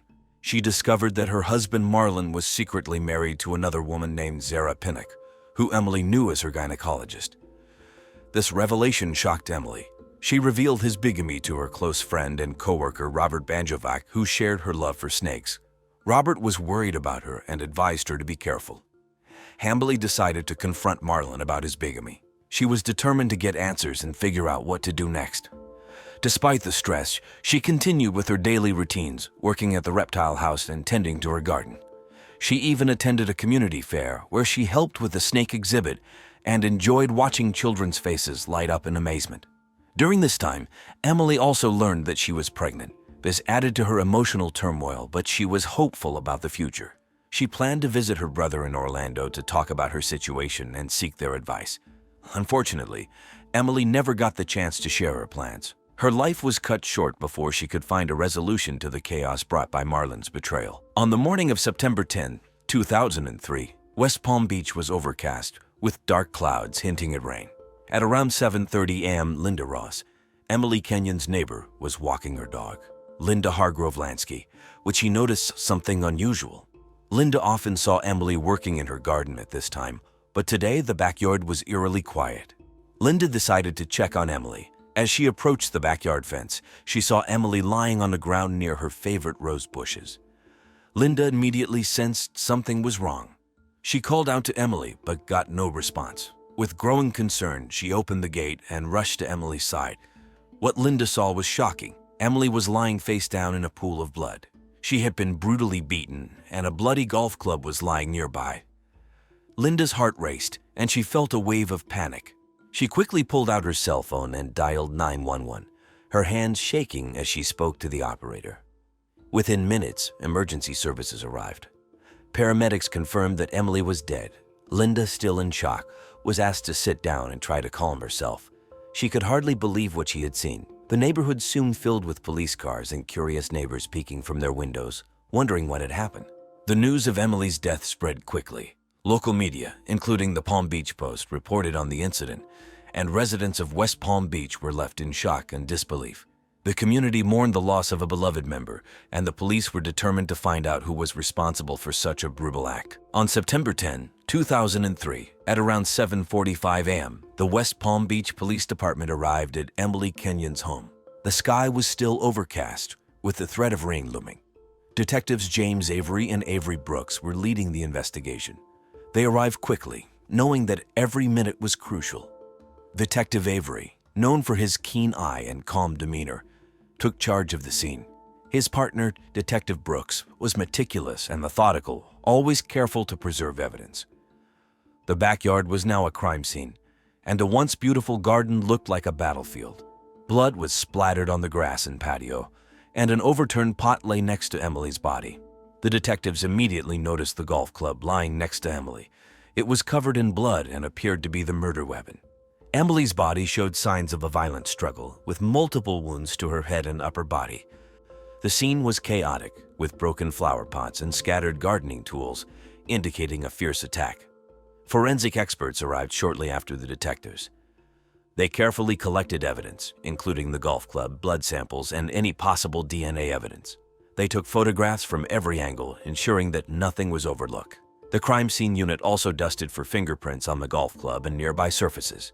Detective Avery and Detective Brooks began their investigation by speaking with Linda Ross, the neighbor who found Emily's body. Linda was still in shock, but provided a clear account of her discovery. She described seeing Emily lying face down in the garden and calling 911 immediately. Her statement was detailed and consistent, helping the detectives piece together the initial timeline. As the investigation continued, the detectives canvassed the neighborhood. They interviewed other neighbors, asking if they had seen or heard anything unusual that morning. Some neighbors reported hearing a loud argument late the previous night, but no one had seen anyone enter or leave the Kenyon property. Inside the house, detectives looked for further clues. They searched for signs of forced entry but found none, suggesting that Emily might have known her attacker. They also checked for any personal items that might be missing or disturbed. Emily's purse and cell phone were still in the house, ruling out robbery as a motive. Detectives Avery and Brooks knew they had to act fast. The evidence pointed to a personal motive, and they were determined to find out who had committed this brutal crime. They reviewed the evidence and prepared to question the people closest to Emily, starting with her husband, Marlon Kenyon. The first suspect in Emily Kenyon's murder was her husband, Marlon Kenyon. At 35 years old, Marlon seemed to have a perfect life. He worked as a successful financial advisor in West Palm Beach and was known for his charm and good looks. However, Marlon was hiding a dark secret. Marlon lived a double life. Not only was he married to Emily, but he was also secretly married to another woman, Zara Pinnock, in Miami. Emily had discovered this secret just days before her murder, and it had caused a significant strain on their marriage. Even more shocking and unknown to both wives was that Marlon had a secret career as a gay adult film star under the name Ash Ketchum Krabs. Detectives James Avery and Avery Brooks brought Marlon in for questioning the same day Emily's body was found. The interrogation took place at the West Palm Beach Police Department. Marlon appeared calm and collected, but the detectives were determined to find the truth. Marlon, can you tell us where you were last night? I was in Miami on business. I stayed at a hotel. You can check. Marlon, did Emily know about your other wife? Yes, she found out recently. It's been hard on us, but I would never hurt her. The detectives checked Marlon's alibi. He claimed to be at the Hilton Miami downtown, a well-known hotel, and records showed he had indeed checked in. However, the timeline was still suspicious. Marlon could have driven back to West Palm Beach, committed the crime, and returned to Miami. Despite his calm demeanor and alibi, Marlon's double life provided a strong motive. Emily's discovery threatened to expose him, and he had a lot to lose. The detectives found Marlon's calmness unsettling. It seemed almost too perfect, as if he had rehearsed his answers. They continued to question him about his whereabouts, his relationship with Emily, and his secret life. Marlin maintained his innocence, insisting that he loved Emily and would never harm her. The detectives knew they needed more evidence to prove his guilt. Marlin was released but remained under surveillance. Detectives Avery and Brooks continued to dig into his background, hoping to find something that would link him to the crime. They interviewed his coworkers, checked his financial records, and even spoke to his second wife, Sarah, who was also in shock over the revelations. The case against Marlin was building, but the detectives needed a smoking gun. They hoped that the ongoing investigation would uncover the evidence they needed to bring justice for Emily. The second suspect in Emily Kenyon's murder was Zara Pinnock, Marlin Kenyon's other wife. Zara, a 30-year-old gynecologist, was known for her dedication to her patients at a Miami clinic. She was compassionate, hardworking, and well-respected in her field. Unbeknownst to her, she was part of Marlin's secret double life. When detectives James Avery and Avery Brooks contacted Zara on September 12, 2003, she was shocked to learn about Emily's murder and Marlin's deception. She had no idea Marlin was married to another woman. The detectives drove to Miami to speak with Zara at her clinic. Zara welcomed the detectives into her office, looking pale and distressed. Zara's genuine reaction and cooperation made it clear she was as much a victim of Marlin's deceit as Emily had been. She provided the detectives with Marlin's schedule and any details she could remember about his behavior over the past few weeks. Despite her shock and sadness, Zara remained composed. She explained that she last saw Marlin on the evening of September 9. He left their home, saying he had a business trip in Miami. Zara had no reason to doubt him, but now she felt a deep sense of betrayal. The detectives asked Zara if she had any reason to believe Marlin might harm Emily. "No, I never imagined he was capable of something like this," Zara replied. "He was always so caring and attentive, but now I don't know what to believe." After the interview, detectives Avery and Brooks reviewed Zara's statements and alibi. They verified that she was indeed at work the night of Emily's murder, making it impossible for her to have committed the crime. However, her testimony provided valuable insight into Marlin's character and possible motives. Zara's heartbreak and anger at Marlin's betrayal were evident. She cooperated fully with the investigation, eager to see justice served for Emily. The detectives thanked her for her time and promised to keep her informed as the case progressed. With Zara cleared as a suspect, the focus returned to Marlin. The detectives felt they were closing in on the truth, but they needed more evidence to make their case airtight. They'd hoped that further investigation would reveal the final pieces of the puzzle. On September 15, 2003, 5 days after Emily Kenyon's murder, new evidence emerged. The weather that morning was sunny with a light breeze, offering a brief respite from the recent gloom. At around 9:00 a.m., Detective James Avery received a call from a local pawn shop owner, Henry Guanabeo. Henry reported finding a gold bracelet with Emily's initials engraved on it. Detectives Avery and Avery Brooks quickly drove to Turner's Pawn Shop, located on Clemente Street, a well-known shopping area in West Palm Beach. The shop was small but filled with various items, from old guitars to vintage jewelry.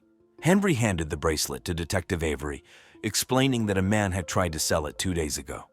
The detectives examined the bracelet, recognizing it immediately as one Emily often wore. Henry provided a description of the man, which closely matched Emily's close friend and co-worker Robert Banjovac. The detectives knew they were onto something significant. They thanked Henry and took the bracelet back to the police station for further analysis. At the station, forensic experts confirmed that the bracelet belonged to Emily. They also found fingerprints on it that matched Robert's. The detectives felt they were getting closer to solving the case. Later that day, the detectives reviewed surveillance footage from nearby businesses around the pawn shop. They found clear images of Robert entering the shop, wearing a baseball cap and sunglasses. This footage provided a crucial link between Robert and the stolen bracelet. Detective Avery and Detective Brooks discussed their next steps.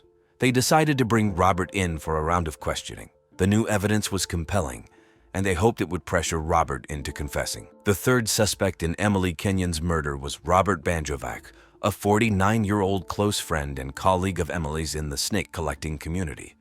Robert was known for his passion for reptiles and his deep, unrequited love for Emily.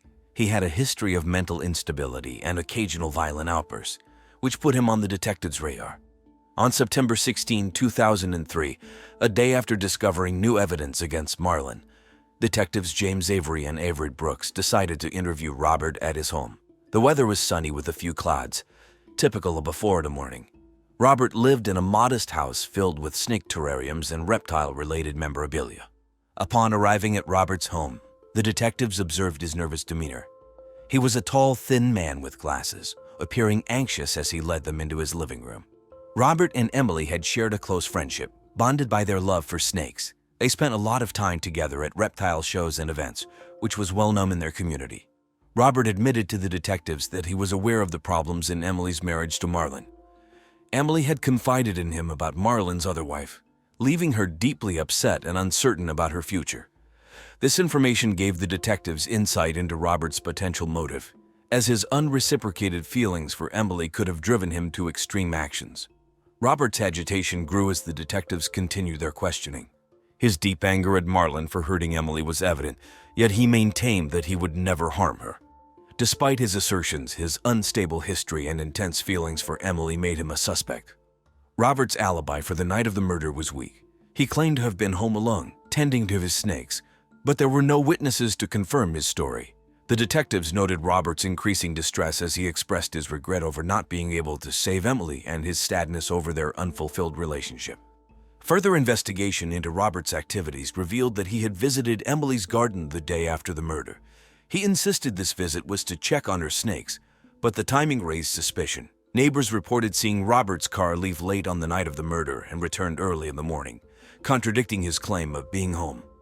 The detectives also delved into Robert's medical history, uncovering past treatment for depression and anger issues. His troubled past, combined with his intense feelings for Emily, painted a picture of a man who could potentially commit a crime of passion. Despite Robert's emotional state and suspicious behavior, the detectives needed more concrete evidence to determine his involvement in Emily's murder. They continued to monitor him closely while gathering additional clues to either implicate or clear him in the case. The breakthrough in Emily Kenyon's murder case came on September 18, 2003, when detectives James Avery and Avery Brooks uncovered critical evidence. That morning was overcast and humid, typical for West Palm Beach in late summer. The detectives had been working tirelessly, piecing together clues to identify the murderer. The new evidence emerged from an unexpected source: a neighbor's security camera footage. The camera, installed to monitor the neighbor's yard, had captured part of Emily's backyard. On the night of the murder, the footage showed Marlon Kenyon entering the backyard with a golf club. Moments later, it showed him leaving with blood on his clothes. Detectives Avery and Brooks reviewed the footage and realized they had the evidence they needed. The footage clearly placed Marlon at the crime scene with the murder weapon. The detectives prepared for Marlon's arrest, knowing it would be a crucial step in bringing justice for Emily. At 3:00 p.m., under a cloudy sky, the detectives arrived at Marlon's office. Marlon was in a meeting, discussing financial plans with clients. The detectives waited in the lobby, observing him through the glass walls. Marlon appeared confident and composed, unaware of the storm about to hit his life. When the detectives entered the room and announced his arrest, Marlon's reaction was one of shock and anger. He protested loudly, taking off all his clothes and insisting on his innocence. The detectives handcuffed him and read him his rights as his colleagues watched in stunned silence. Marlon's calm facade had finally shattered in spectacular fashion. Marlon was taken to the West Palm Beach Police Department for booking. During the interrogation, he continued to deny any involvement in Emily's murder. However, the evidence against him was overwhelming. The fingerprints and now the security footage painted a damning picture of Marlon's guilt. As Marlon awaited trial, the community grappled with the shocking revelations. Emily had been a beloved member of the community, and her murder left a void in many lives. The arrest of her husband, a man who had seemed so charming and trustworthy, was a harsh reminder of the hidden darkness that can lurk beneath the surface. Marlon Kenyon's trial for the murder of his wife, Emily Kenyon, began on December 1, 2004. The courthouse in West Palm Beach buzzed with media attention, drawing reporters from local news stations. The courtroom was filled with Emily's family, friends, and curious onlookers, all eager to see justice served. The prosecution was led by Carla Matthews, a 45-year-old seasoned attorney known for her relentless pursuit of justice. Matthews presented a strong case, starting with the shocking evidence: The security camera footage showing Marlon with a golf club, the blood-stained clothes, and the pawn bracelet with Emily's initials. She argued that Marlon's motive was to silence Emily after she discovered his double life and threatened to expose him.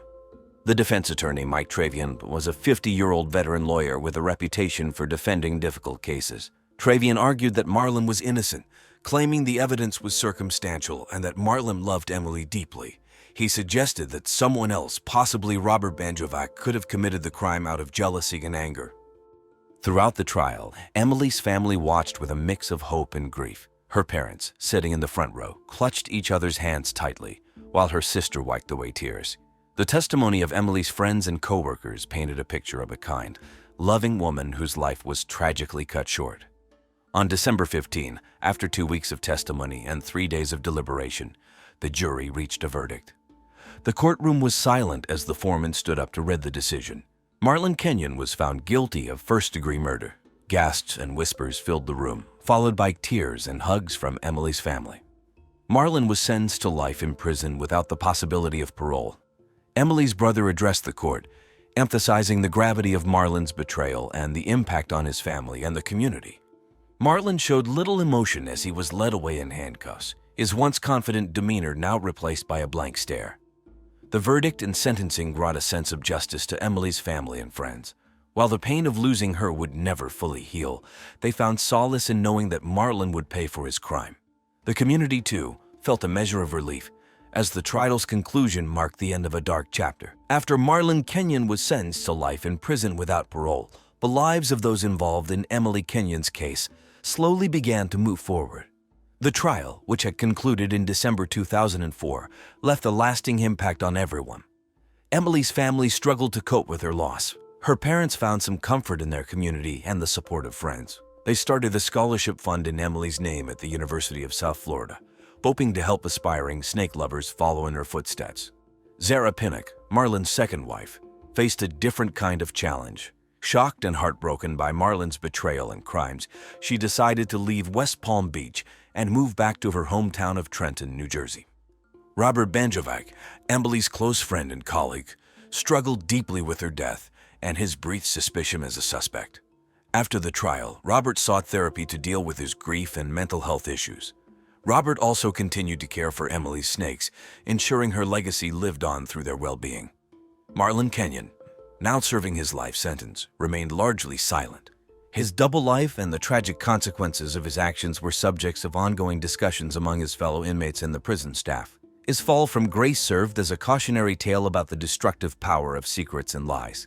Emily Kenyon's tragic death had a profound impact on everyone involved. While justice was served, the pain of her loss lingered. The community's efforts to honor her memory and support each other highlighted the resilience and strength that emerged in the wake of such a devastating event. Lynette Vero Werner was a 34-year-old woman who lived in Salt Lake City, Utah. She worked as an elementary school teacher at Rose Park Elementary School. Known for her kindness, patience, and dedication, Lynette loved her students and always tried to help them learn and grow. She had a gentle soul and was deeply loved by her community.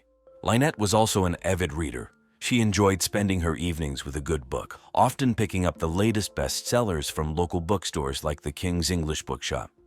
Her favorite genre was historical romance, and she the books of author Joyce Lehman, who was popular among female readers at the time. Lynette also loved gardening. She spent many weekends in her backyard, planting flowers and vegetables. She found peace in watching her garden grow and bloom. Lynette was married to Mike Werner, a charming man who seemed like the perfect husband. They had a cozy home in a quiet neighborhood. Lynette was close to her family, especially her younger sister, Julie, who lived nearby. Julie often visited Lynette to help with the garden or just to chat over a cup of coffee. Lynette's parents, who lived in Idaho, would call her regularly to catch up and hear about her life. In May 2005, Lynette was excited about the upcoming summer break. She was planning a new project for her students that involved reading and gardening. She believed it would help them learn about both literature and nature. She was also looking forward to spending more time in her garden, which was beginning to bloom with roses and tulips. Lynette's colleagues at Rose Park Elementary admired her dedication. She was always the first to arrive and the last to leave, making sure everything was perfect for her students. Her principal often praised her for her hard work and commitment. Lynette's dreams were simple but profound. She wanted to inspire her students, create a loving home, and make a difference in her community. Her life seemed perfect, and she was happy and fulfilled. But in the days leading up to her death, everything changed. The peaceful life Lynette had built was shattered by a tragic event that no one saw coming. On the morning of May 12, 2005, the weather was clear and sunny in Salt Lake City, Utah. At around 7:30 a.m., Mike Werner called 911, his voice filled with panic. He told the dispatcher that he had found his wife, Lynette Vero Werner, unresponsive in their bathtub. Earlier that morning, Mike had woken up and noticed that Lynette was not in bed. Thinking she might be in the bathroom, he knocked on the door but got no response. When he opened the door, he found Lynette lying in the bathtub, the water still. She wasn't moving. Mike tried to wake her but quickly realized something was very wrong. The 911 call was short and frantic. Mike sounded scared and desperate as he explained what had happened. Within minutes, an ambulance arrived at their home, followed closely by the police. Paramedics tried to revive Lynette, but soon pronounced her dead at the scene. Neighbors began to gather outside the Werner home, whispering among themselves. Some of them had seen Lynette the day before, smiling and waving as she tended to her garden. The news of her death spread quickly through the neighborhood, leaving everyone in disbelief. The local news stations, including KUTV and Fox 13, soon picked up the story. Reporters arrived at the scene, setting up cameras and interviewing neighbors who described Lynette as a lovely and kind person. The media coverage added to the tension and sadness that hung over the neighborhood. As the day went on, Lynette's family was notified. Her sister, Julie, arrived in tears, unable to comprehend what had happened. The tragic news left everyone who knew Lynette in shock, struggling to understand how such a vibrant and caring person could be gone so suddenly. On May 12, 2005, after paramedics pronounced Lynette Vero Werner dead, Detective Sarah Adelaide and Officer James Elizette began their investigation. They arrived quickly, within 10 minutes of the 911 call. The first thing they noticed was how calm and tidy the bathroom appeared. There were no signs of struggle, and everything seemed in place. Lynette was found in the bathtub, the water still and clear. She was fully clothed, wearing her usual evening attire. The room was brightly lit by the morning sun streaming through the window. The scene suggested an accidental drowning, but Detective Adelaide wanted to be thorough. She knew that sometimes appearances could be deceiving. Mike Werner, Lynette's husband, was sitting on the living room couch, looking pale and shaken. He seemed in shock and kept repeating, "How could this happen?" Detective Adelaide and Officer Elizette approached him gently, asking him to describe what had happened. Mike repeated his story. Lynette had taken a bath the night before, and he had gone to bed early. When he woke up, he found her in the tub, unresponsive. Detective Adelaide noticed that Mike's story was consistent, but she still had questions. She asked him about Lynette's health and whether she had any medical conditions that could explain what happened. Mike shook his head, saying Lynette was healthy and had no known issues. He seemed genuinely confused and distressed. The police then turned their attention to the rest of the house. They looked for anything unusual or out of place. They checked the bedroom, kitchen, and living room, but everything seemed normal. There were no signs of forced entry or anything that would suggest foul play. Forensics teams arrived and began their work. They took samples of the water from the bathtub, checked for fingerprints, and collected any potential evidence. They used luminol to check for any hidden traces of blood, but nothing was found. The team also took Lynette's body for an autopsy to determine the exact cause of death. By the end of the day, the initial investigation suggested that Lynette's death was an accident. There were no obvious signs of foul play. However, Detective Adelaide remained cautious. She knew that sometimes the truth took time to uncover. She decided to keep a close eye on the autopsy results and any other evidence that might come up. The police wrapped up their work at the scene, leaving the Werner home quiet and still, a stark contrast to the chaos and confusion of the morning. Lynette's death left a deep sadness in the neighborhood, as everyone waited for more answers. In the weeks following Lynette Vero Werner's death, the police continued their investigation. Despite the initial conclusion of accidental drowning, Detective Sarah Adelaide wanted to be sure they hadn't missed anything. During their review, a possible suspect emerged, Richie Alvey, a 65-year-old felon and registered sex offender who had been seen walking near Lynette's home on the day she died. Richie Alvey was known in the neighborhood. He had a long criminal history and was known for his erratic behavior. Some neighbors reported seeing him loitering around Lynette Street several times. His presence made people uneasy, and the police decided to question him. Detective Adelaide and Officer Elizette brought Richie in for interrogation at the Salt Lake City Police Department. Richie was disheveled and nervous when he arrived. He claimed he was just passing through the neighborhood on the day Lynette died. When asked about his whereabouts, Richie provided an alibi, saying he spent most of the day at a local diner, IKOP, which was popular with locals for its affordable meals and classic American diner feel. The detectives checked Richie's alibi. They spoke to the staff at IKO, who remembered seeing Richie there for breakfast and lunch. He had been chatting with the regulars and reading the Salt Lake Tribune. The timeline seemed to match up, but the police needed to be thorough. They checked surveillance footage from nearby stores and found Richie on camera during the times he claimed to be at the diner. During the interrogation, Richie was defensive and agitated. He denied any involvement in Lynette's death and insisted he had nothing to do with it. Detective Adelaide observed his body language and noted that while he was nervous, he didn't show signs of lying. The questioning was tense, but eventually Richie's alibi was confirmed, and the police had to let him go. Richie's behavior raised some suspicions, but with a solid alibi and no evidence linking him to the crime scene, the police had no choice but to clear him as a suspect. Detective Adelaide was disappointed, but knew she had to follow the evidence. She continued to look into other leads, determined to find out what really happened to Lynette. As the investigation progressed, the community remained on edge. The news of Richie's questioning spread quickly, adding to the local gossip. Neighbors did not believe that he wasn't involved, but they also wanted answers. Lynette's death remained a mystery, and the police were still searching for the truth. 4 years after Lynette Vera Werner's tragic death, another mystery unfolded. In January 2009, Sarah Zadie, a 28-year-old nurse, was found dead at the bottom of the staircase in her home. Sarah was known for her compassion and dedication as a nurse at the University of Utah Hospital.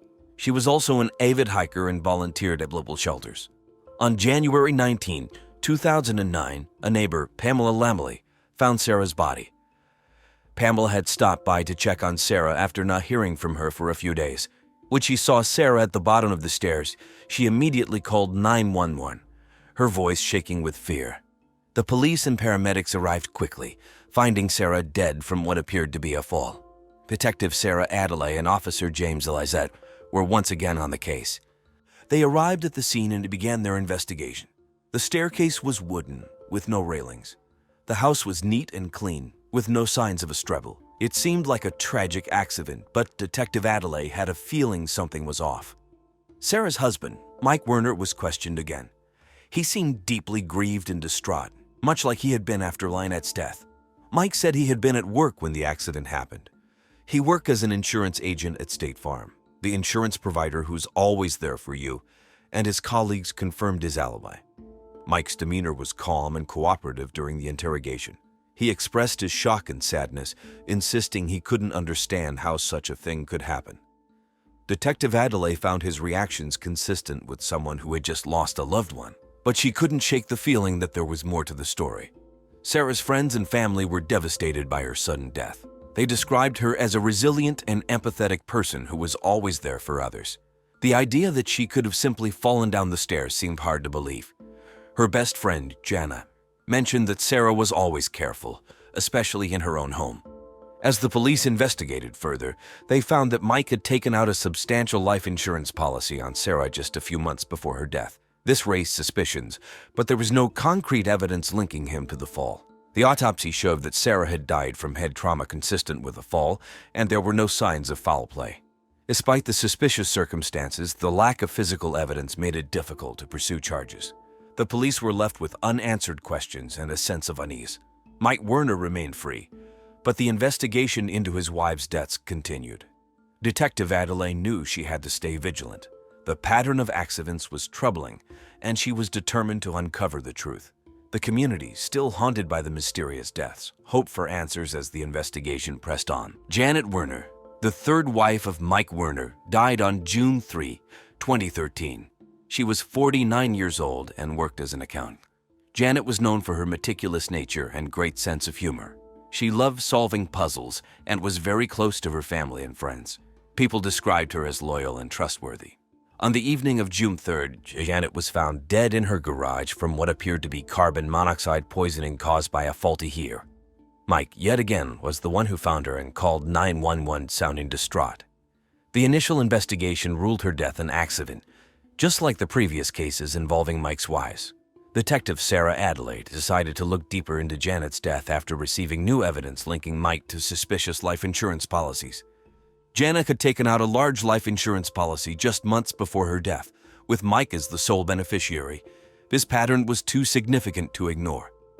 Detective Adelaide and Officer James Elizette went to Janet's home to re-examine the scene. The garage was tidy, and the heater appeared to be the source of the carbon monoxide. But upon closer inspection, the forensics team found signs of tampering with the heater, suggesting it was no accident. This discovery raised serious questions about Mike's involvement. The police questioned Mike again, this time with more intensity. Mike was now 45 years old, handsome as always and charming, always portraying himself as a grieving widower. However, under pressure, his calm demeanor began to crack. He insisted that Janet's death was a tragic accident and denied any wrongdoing. Janet's friends and family were interviewed as well. They described Janet as a happy and healthy woman who was always cautious. Her sudden death was a shock to everyone. Her sister, Karen, recalled that Janet had mentioned feeling uneasy about the new heater, but didn't think much of it at the time. The police also discovered that Mike had a history of financial troubles. Despite his successful appearance, he had accumulated significant debt. The life insurance payouts from his wives' deaths seemed to be a way for him to solve his financial problems. This provided a strong motive for the police to consider. The investigation revealed more disturbing details about Mike's past. Before Lynette's, Sarah, and Janet, Mike had been married to a woman named Jennifer, who also died under mysterious circumstances. This pattern of deaths and life insurance claims made it clear that Mike was not just a grieving husband, but possibly a serial killer. With this new information, Detective Adelaide felt they were getting closer to the truth.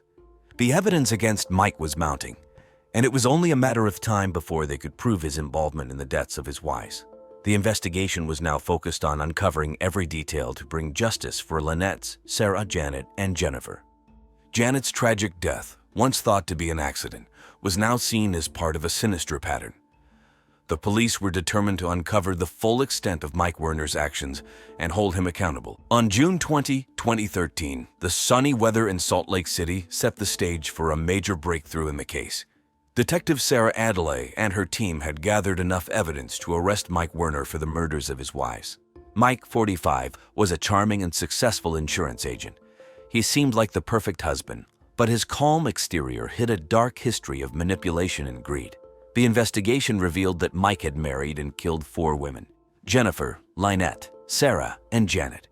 Each time he collected large life insurance payouts, which he used to cover his financial troubles. Mike was also found to be a member of a disturbing website called wifekillcompetition.net, where members competed to see how many wives they could kill without getting caught. Apparently, Mike, with only 4 dead wives, wasn't even a top scorer. A Japanese man on the site managed to marry and kill 23 women without getting caught. Detective Adelaide and Officer James Elizette planned Mike's arrest carefully. They wanted to ensure they had everything they needed to bring him to justice. At 9:00 a.m., they arrived at Mike's office where he was meeting with a client. The police entered the building calmly and approached Mike, who was taken by surprise. He looked shocked as Detective Adelaide read him his rights, then placed him in handcuffs. Mike's reaction was one of disbelief. He protested his innocence, claiming he loved his wives and would never harm them. However, the evidence was overwhelming. The police had proof of his involvement in all 4 deaths, including the tampered heater that killed Janet and the life insurance policies he took out on each wife shortly before their deaths. The news of Mike's arrest spread quickly.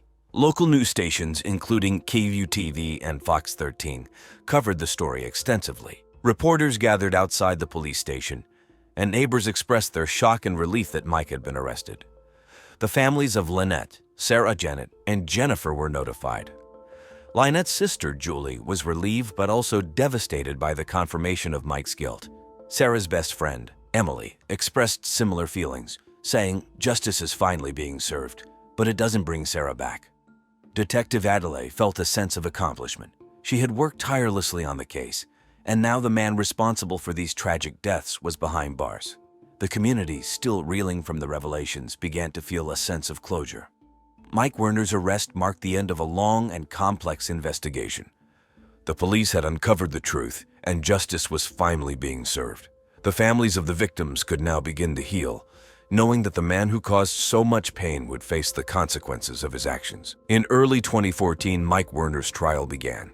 The courtroom was packed with reporters, family members, and curious onlookers. The prosecution was led by District Attorney Karen Anacilia, a 45-year-old known for her sharp mind and dedication to justice. She presented a compelling case against Mike, detailing how he had systematically killed his wives for life insurance money. Anacilia started by outlining the pattern of deaths. Jennifer in 2002, Lynette in 2005, Sarah in 2009, and Janet in 2013. Each wife had a large life insurance policy, and each death was initially ruled an accident. Anacilia showed evidence of Mike's financial troubles and his membership in the wifekillcompetition.net website. She argued that Mike was a cold-blooded killer who saw his wives as means to an end. The defense attorney, Robert Burke, was a 50-year-old with a reputation for defending high-profile clients. Burke argued that Mike loved his wives and that their deaths were tragic accidents. He claimed the insurance policies were standard precautions and that Mike had no motive to harm his loved ones. Burke also tried to discredit the prosecution's evidence, suggesting that the tampering with the heater could have been a coincidence. Throughout the trial, emotions ran high. Lynette's sister, Julie, often broke down in tears, while Sarah's best friend, Emily, glared at Mike from the gallery. The families of the victims wanted justice and closure for their lost loved ones. After weeks of testimony, the jury deliberated for 3 days. On February 10, 2014, they returned with a verdict. Mike Werner was found guilty of first-degree murder for the deaths of Jennifer, Lynette, Sarah, and Janet. The courtroom erupted in gasps and whispers as the verdict was read. Mike was sentenced to life in prison without the possibility of parole. She called his actions calculated and heinous, and expressed her hope that the sentence would bring some peace to the victims' families. Mike showed little emotion as the sentence was handed down. His once charming demeanor was replaced by a blank stare. The families of the victims had mixed reactions. Lynette's sister, Julie, said, "I'm relieved he's finally being held accountable, but nothing can bring my sister back." Sarah's friend, Emily, added, "This is justice, but it's also a reminder of the pain he caused." The trial and sentencing had a profound impact on the community. Many were shocked that such evil could exist behind a facade of normalcy. The case also brought attention to the importance of thorough investigations and the potential dangers of life insurance policies. In the aftermath, the victims' families began to heal, knowing that Mike Werner would never harm anyone again. The police officers and detectives involved felt a sense of closure, having brought a dangerous man to justice. The community, while still grappling with the horror of the crimes, took solace in the fact that justice had been served. Following Mike Werner's trial and conviction, life began to slowly return to normal for the families involved, the police, and the community. However, the scars left by the tragic events lingered, reshaping the lives of those touched by the case. For Lynette Vera Werner's family, the trial offered closure, but the pain of her loss remained. Julie, her sister, found solace in connecting with support groups and advocating for victims of domestic violence.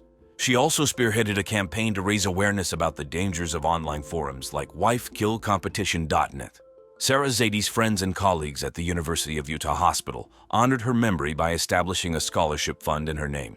They organized charity events and fundraisers to support causes Sarah was passionate about, such as animal welfare and healthcare access for underserved communities. Janet Werner's family struggled to come to terms with the betrayal by someone they once considered family. They leaned on each other for support, finding strength in their shared memories of Janet's kindness and humor. Together, they planted a garden in her memory, cultivating her favorite flowers and vegetables. As for the community, the case served as a sobering reminder of the dangers that could lurk behind closed doors. It prompted discussions about the importance of vigilance and support for victims of domestic violence. Organizations like the Salt Lake City Domestic Violence Coalition saw an increase in calls for assistance and redoubled their efforts to provide resources and support to those in need. In the aftermath of the trial, Salt Lake City came together to heal and rebuild. While the wounds left by the tragedy would never fully heal, the community found strength in solidarity and a renewed commitment to supporting one another in times of need. Suzette Anarchy was a 44-year-old manager at Ruby Tuesdays, a popular restaurant chain known for its American fare and salad bar. She lived in a large suburban McMansion in Broken Arrow, Oklahoma, a city known for its friendly neighborhoods and good schools. Suzette was an ambitious and outgoing woman. Her friends and family described her as someone who lived life to the fullest. She loved adventure sports like hiking and rock climbing, and she often spent her weekends exploring nature trails and cliffs. Suzette's educational journey began at Broken Arrow High School, where she was known for her excellent grades and participation in various clubs. She later attended the University of Oklahoma, where she majored in business management. Her education helped her rise quickly in her career, and she was deeply committed to her job at Ruby Tuesdays, where she was a respected manager.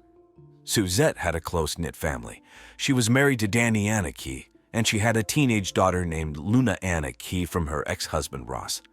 Her relationship with Danny was complex, with periods of intense affection and moments of jealousy. Luna, an 18-year-old college student at Oklahoma State University, looked up to her mother and shared her adventurous spirit. Suzette's friends described her as fiercely loyal and always ready to help those in need. She was the kind of person who made everyone feel special.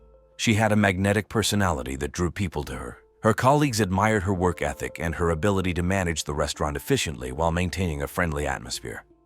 In the days leading up to her death, Suzette was particularly excited about a new managerial project at work. She had been working on improving the restaurant's customer service and menu auctions. She also planned a weekend hiking trip with her friends to celebrate the successful completion of the project. Suzette's dreams included further advancing her career and spending more time with her family and friends. She was looking forward to the upcoming fall season, with plans to visit local pumpkin patches and attend the Tulsa State Fair. On the evening of September 13, 2002, Suzette spent time with her family, discussing their plans for the weekend. She was in high spirits, full of hope and excitement for the future. Sadly, her dreams were cut short the following morning when her life was tragically taken. On the morning of September 14, 2002, the sky was overcast, and a light drizzle fell over Broken Arrow, Oklahoma. At around 7:30 a.m., Luna Anna Key, an 18-year-old college student, woke up and went to her mother's large walk-in closet in her family's large suburban home. Luna had plans to meet friends later that day, but first, she wanted to check on her mother, Suzette. As Luna entered the closet, she was met with a horrific sight. Her mother, Suzette Anna Key, lay lifeless on the floor in a pool of blood. Several belts, possibly the murder weapon, were scattered around her body. Luna's initial shock turned to sheer panic. She screamed and fell to her knees beside her mother. Struggling to maintain her composure, Luna reached for the phone and dialed 911, her voice shaking as she reported the brutal scene. The 911 call was received at 7:35 a.m. Luna, barely able to speak through her tears, described what she saw. The dispatcher stayed on the line with her, offering calm reassurances until the police arrived. Luna's frantic call sent a wave of urgency through the Broken Arrow Police Department. When the first responders arrived, they found Luna in a state of deep shock, sitting on the front steps of the house, her clothes stained with blood from holding her mother. The officers quickly secured the scene, ensuring no one could enter or leave the house while they began their investigation. The discovery of Suzette's body sent shockwaves through the Broken Arrow community. News quickly spread, and by midday, local media, including the Tulsa World newspaper and TV stations like KOTV Channel 6, were reporting on the tragic incident. Neighbors and friends gathered outside the Anna Key home, offering their support and expressing their disbelief. Suzette Anna Key's murder marked the beginning of a complex investigation. The police were determined to uncover the truth behind her brutal death and bring her killer to justice. As they worked tirelessly, the impact of Suzette's death resonated through the community, leaving everyone grappling with the loss of a beloved friend, colleague, and mother. When the Broken Arrow Police Department received Luna Anna Key's frantic 911 call on September 14, 2002, they knew they had to act fast. The sky was overcast, and a light drizzle continued as officers rushed to the scene. Detective Mark Corley, a seasoned investigator with 15 years on the force, led the team. Known for his sharp eye and calm demeanor, Corley arrived with his partner, Detective Susan Alera, who had a reputation for her meticulous attention to detail.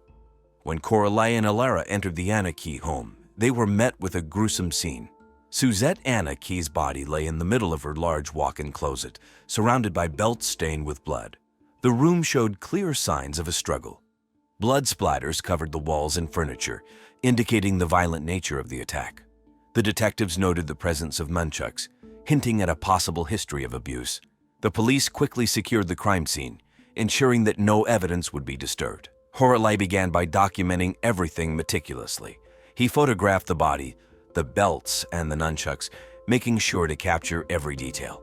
Ilera, meanwhile, collected physical evidence, carefully bagging the belts for forensic analysis. They found no signs of forced entry, suggesting that Suzette likely knew her attacker.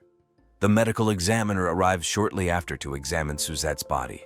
The deep lacerations caused by the belts confirmed that Suzette had died from blunt force trauma.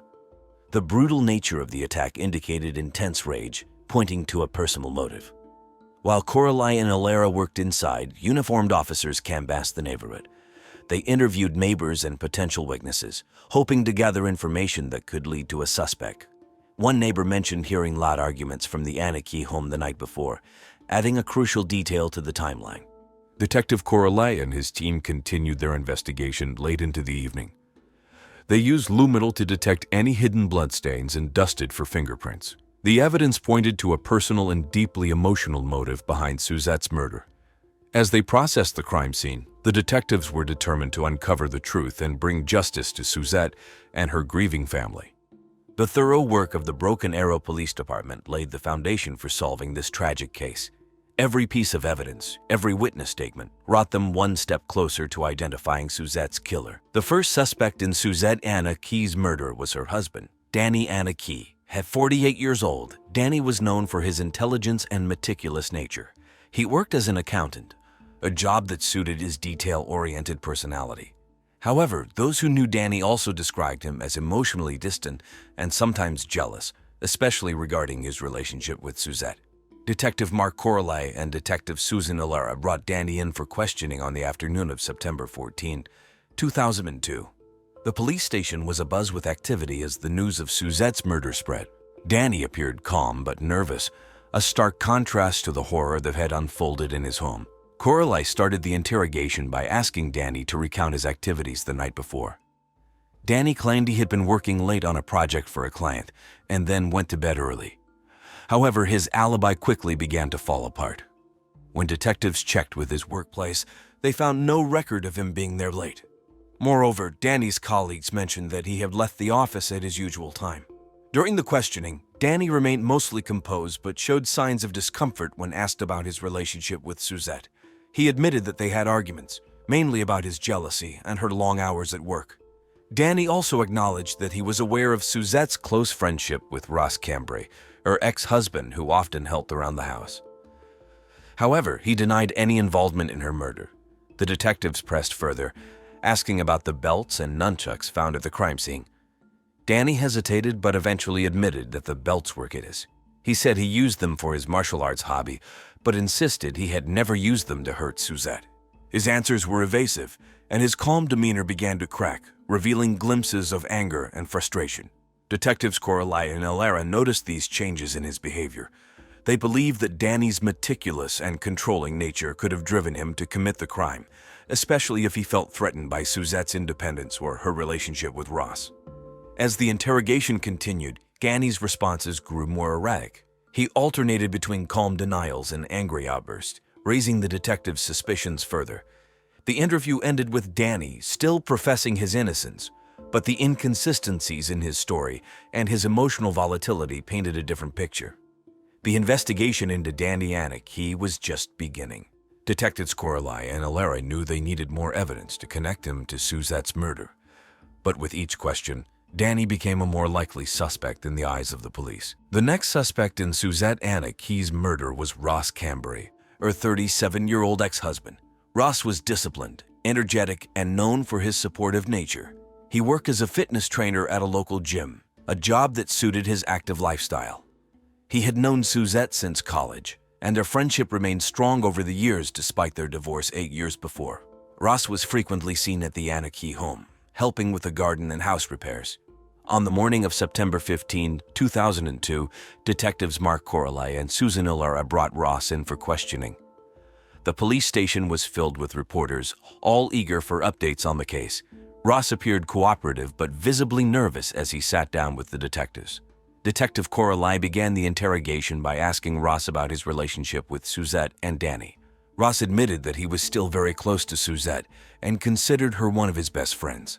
He also acknowledged his friendship with Danny, but noted that their relationship had become strained over time. As the questioning continued, Ross dropped a bombshell.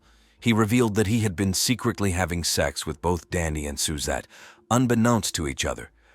This revelation shocked the detectives, adding a new layer of complexity to the case. Ross explained that the relationships had been going on for several months, and he felt deeply conflicted about them. Detective Valera asked Ross if he had any knowledge of the belts and nunchucks found at the crime scene. Ross shook his head and insisted he had never seen Danny use them for anything other than martial arts practice. He also stated that he had no idea about any abuse in the Anarchy household. Ross's demeanor was a mix of nervousness and cooperation.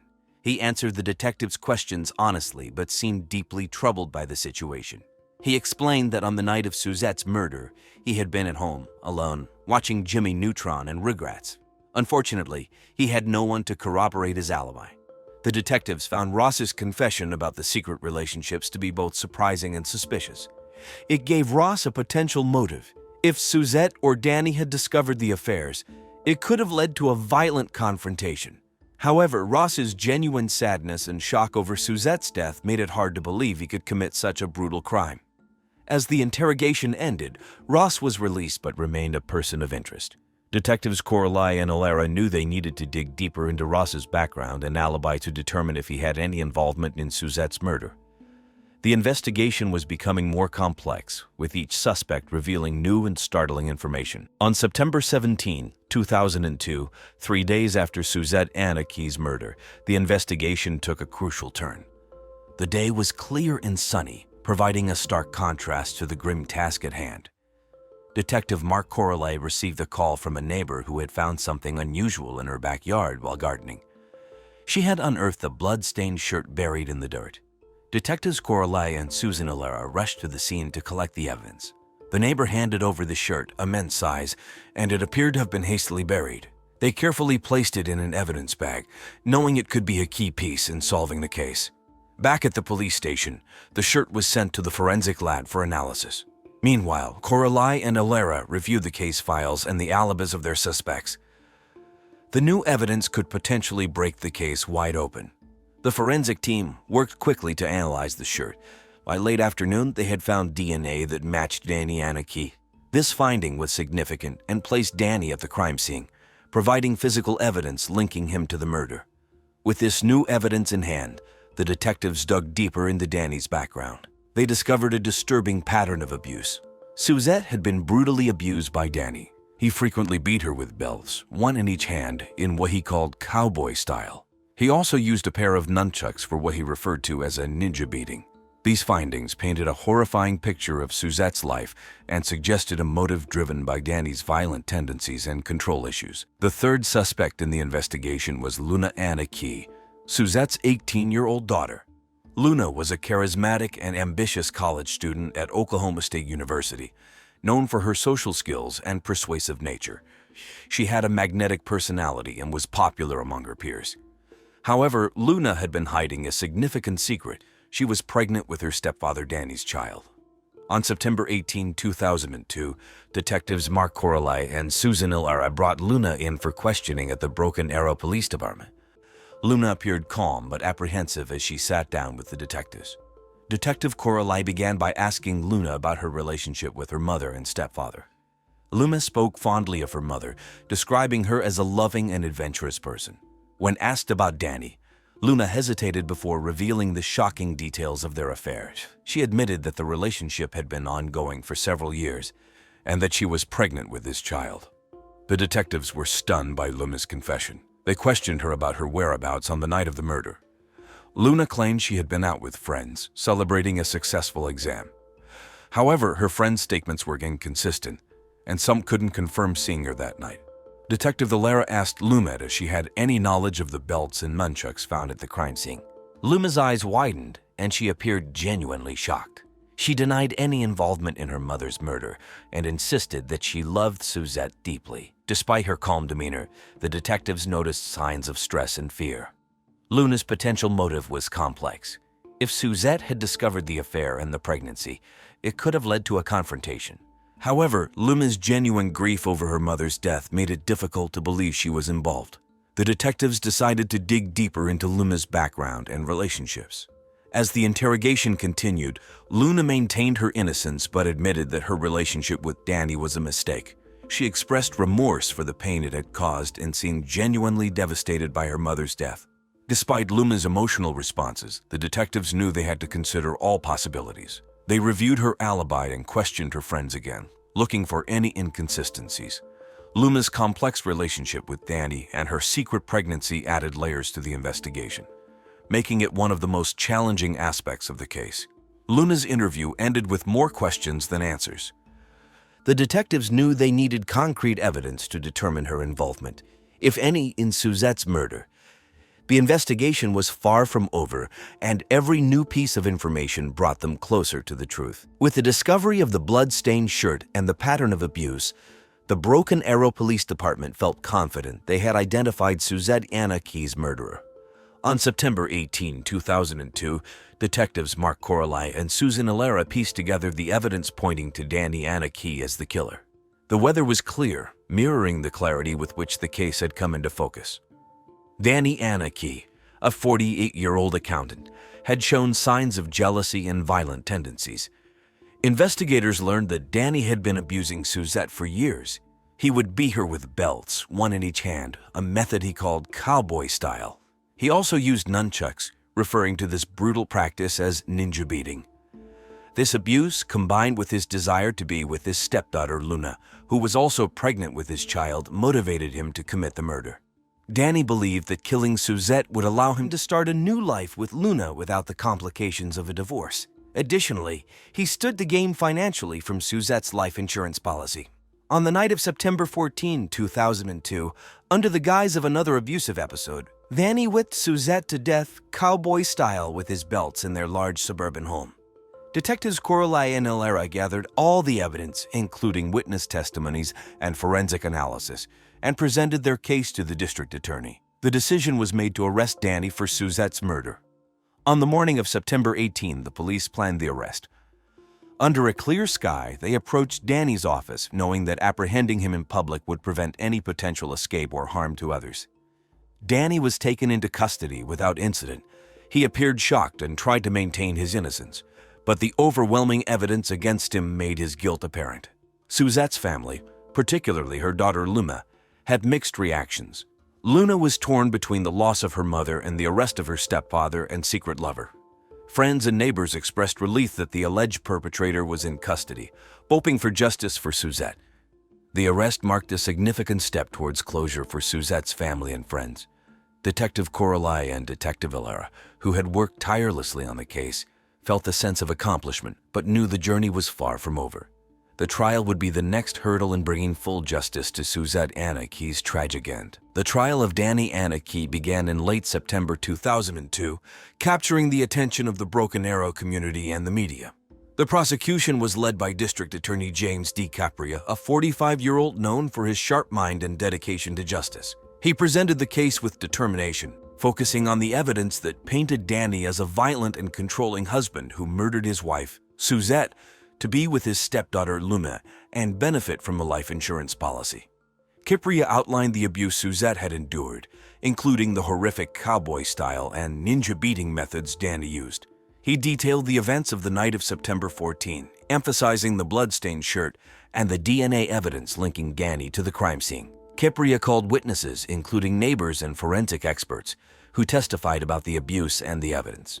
The defense attorney, Robert Angel Coralai, a 50-year-old with a calm demeanor and years of experience in criminal defense, argued that the evidence was circumstantial and that Danny was a loving husband who was being unfairly targeted. Coralai suggested that the real killer could have been someone else, possibly Ross Cambry or even Luma. He questioned the reliability of the witness testimonies and the forensic evidence, trying to cast doubt in the minds of the jurors. Throughout the trial, Suzette's family watched with heavy hearts. Luna, torn between the loss of her mother and the arrest of her stepfather and lover, appeared visibly distressed. Friends and neighbors who had known Suzette as a vibrant and loyal person were there to support the family, hoping for justice. After several days of testimonies and arguments, the jury deliberated. On October 3, 2002, they returned with a verdict. Danny Anakey was found guilty of first-degree murder. The courtroom was silent as the judge pronounced the sentence, life in prison without the possibility of parole.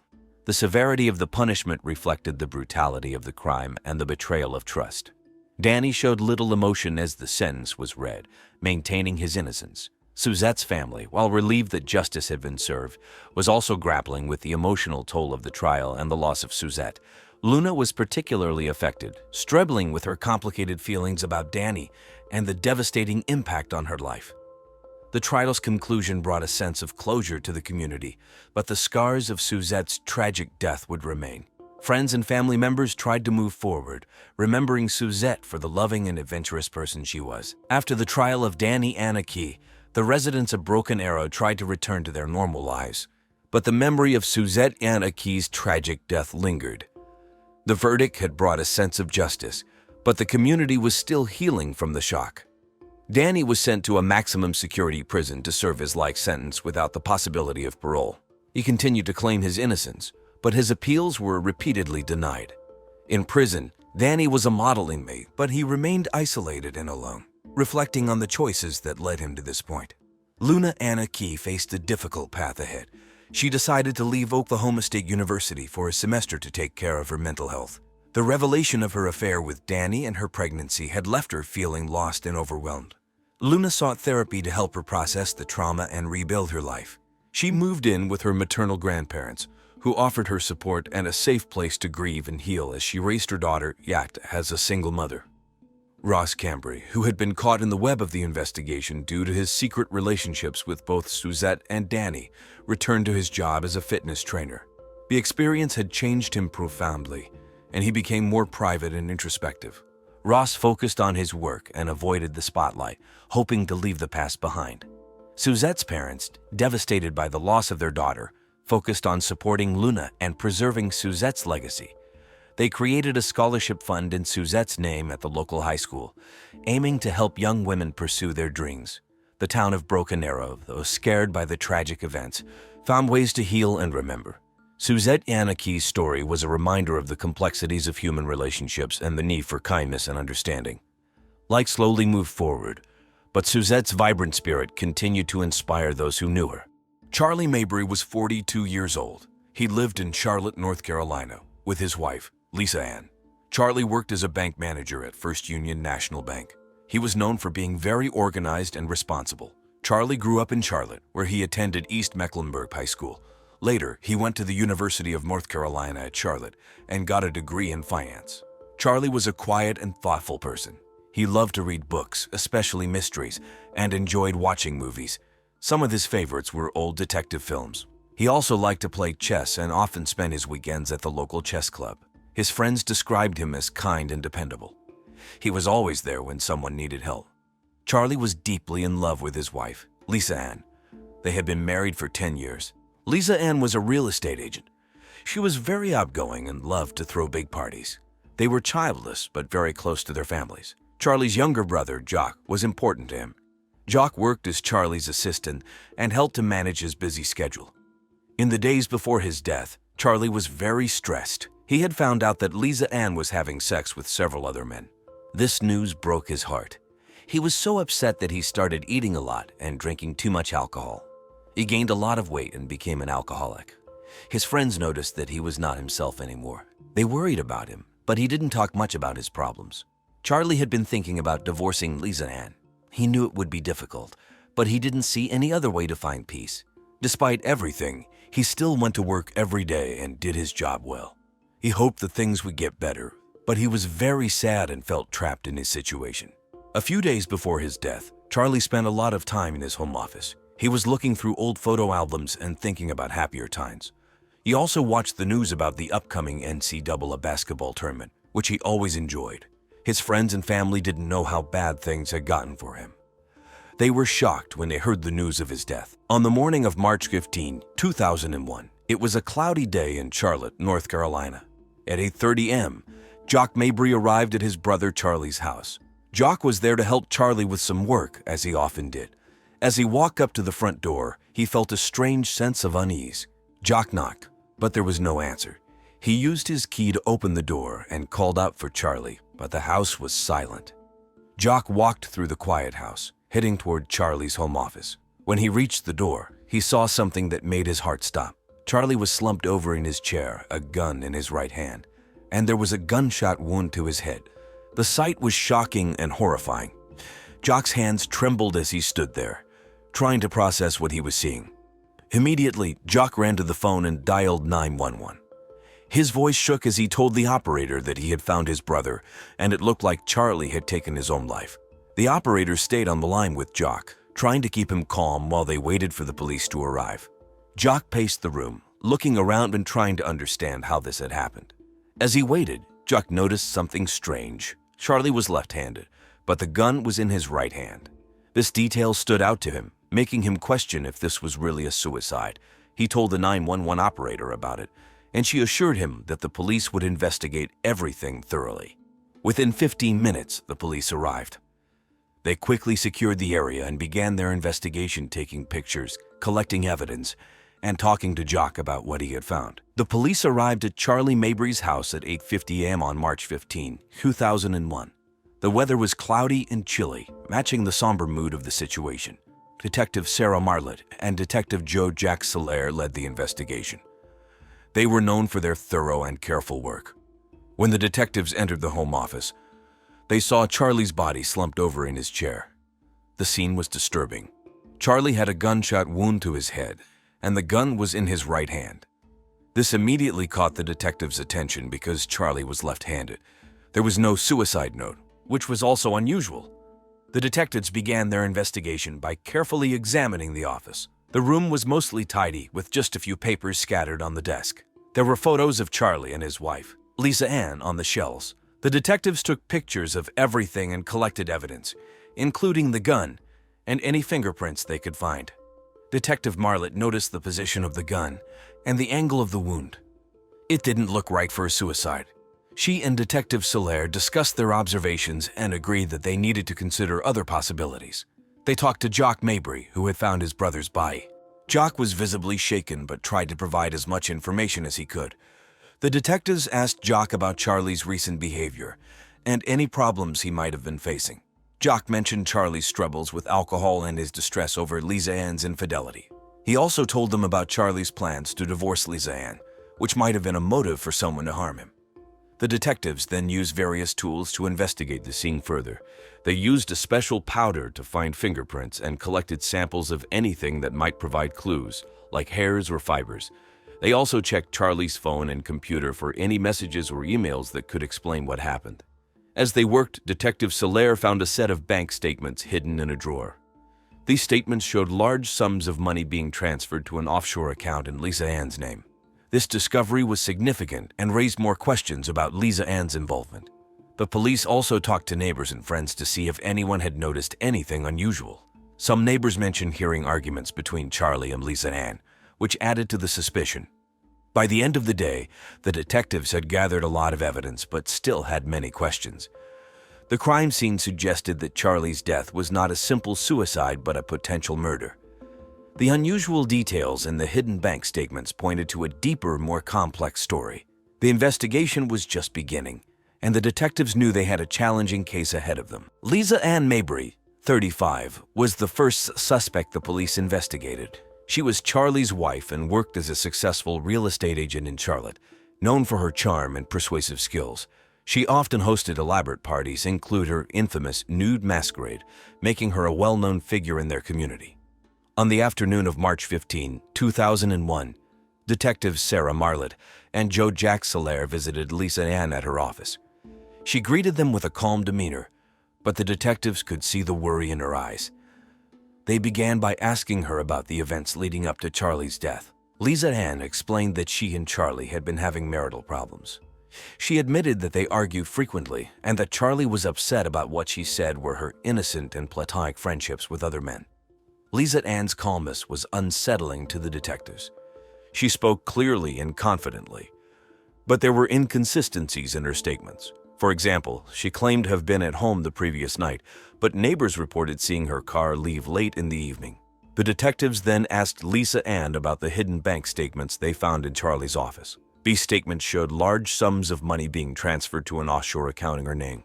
Lisa Ann seemed taken aback but quickly recovered, saying the money was for a business investment she hadn't told Charlie about. Despite her explanations, the detectives remained suspicious. They asked Lisa Ann if she knew why Charlie would have the gun in his right hand if he was left-handed.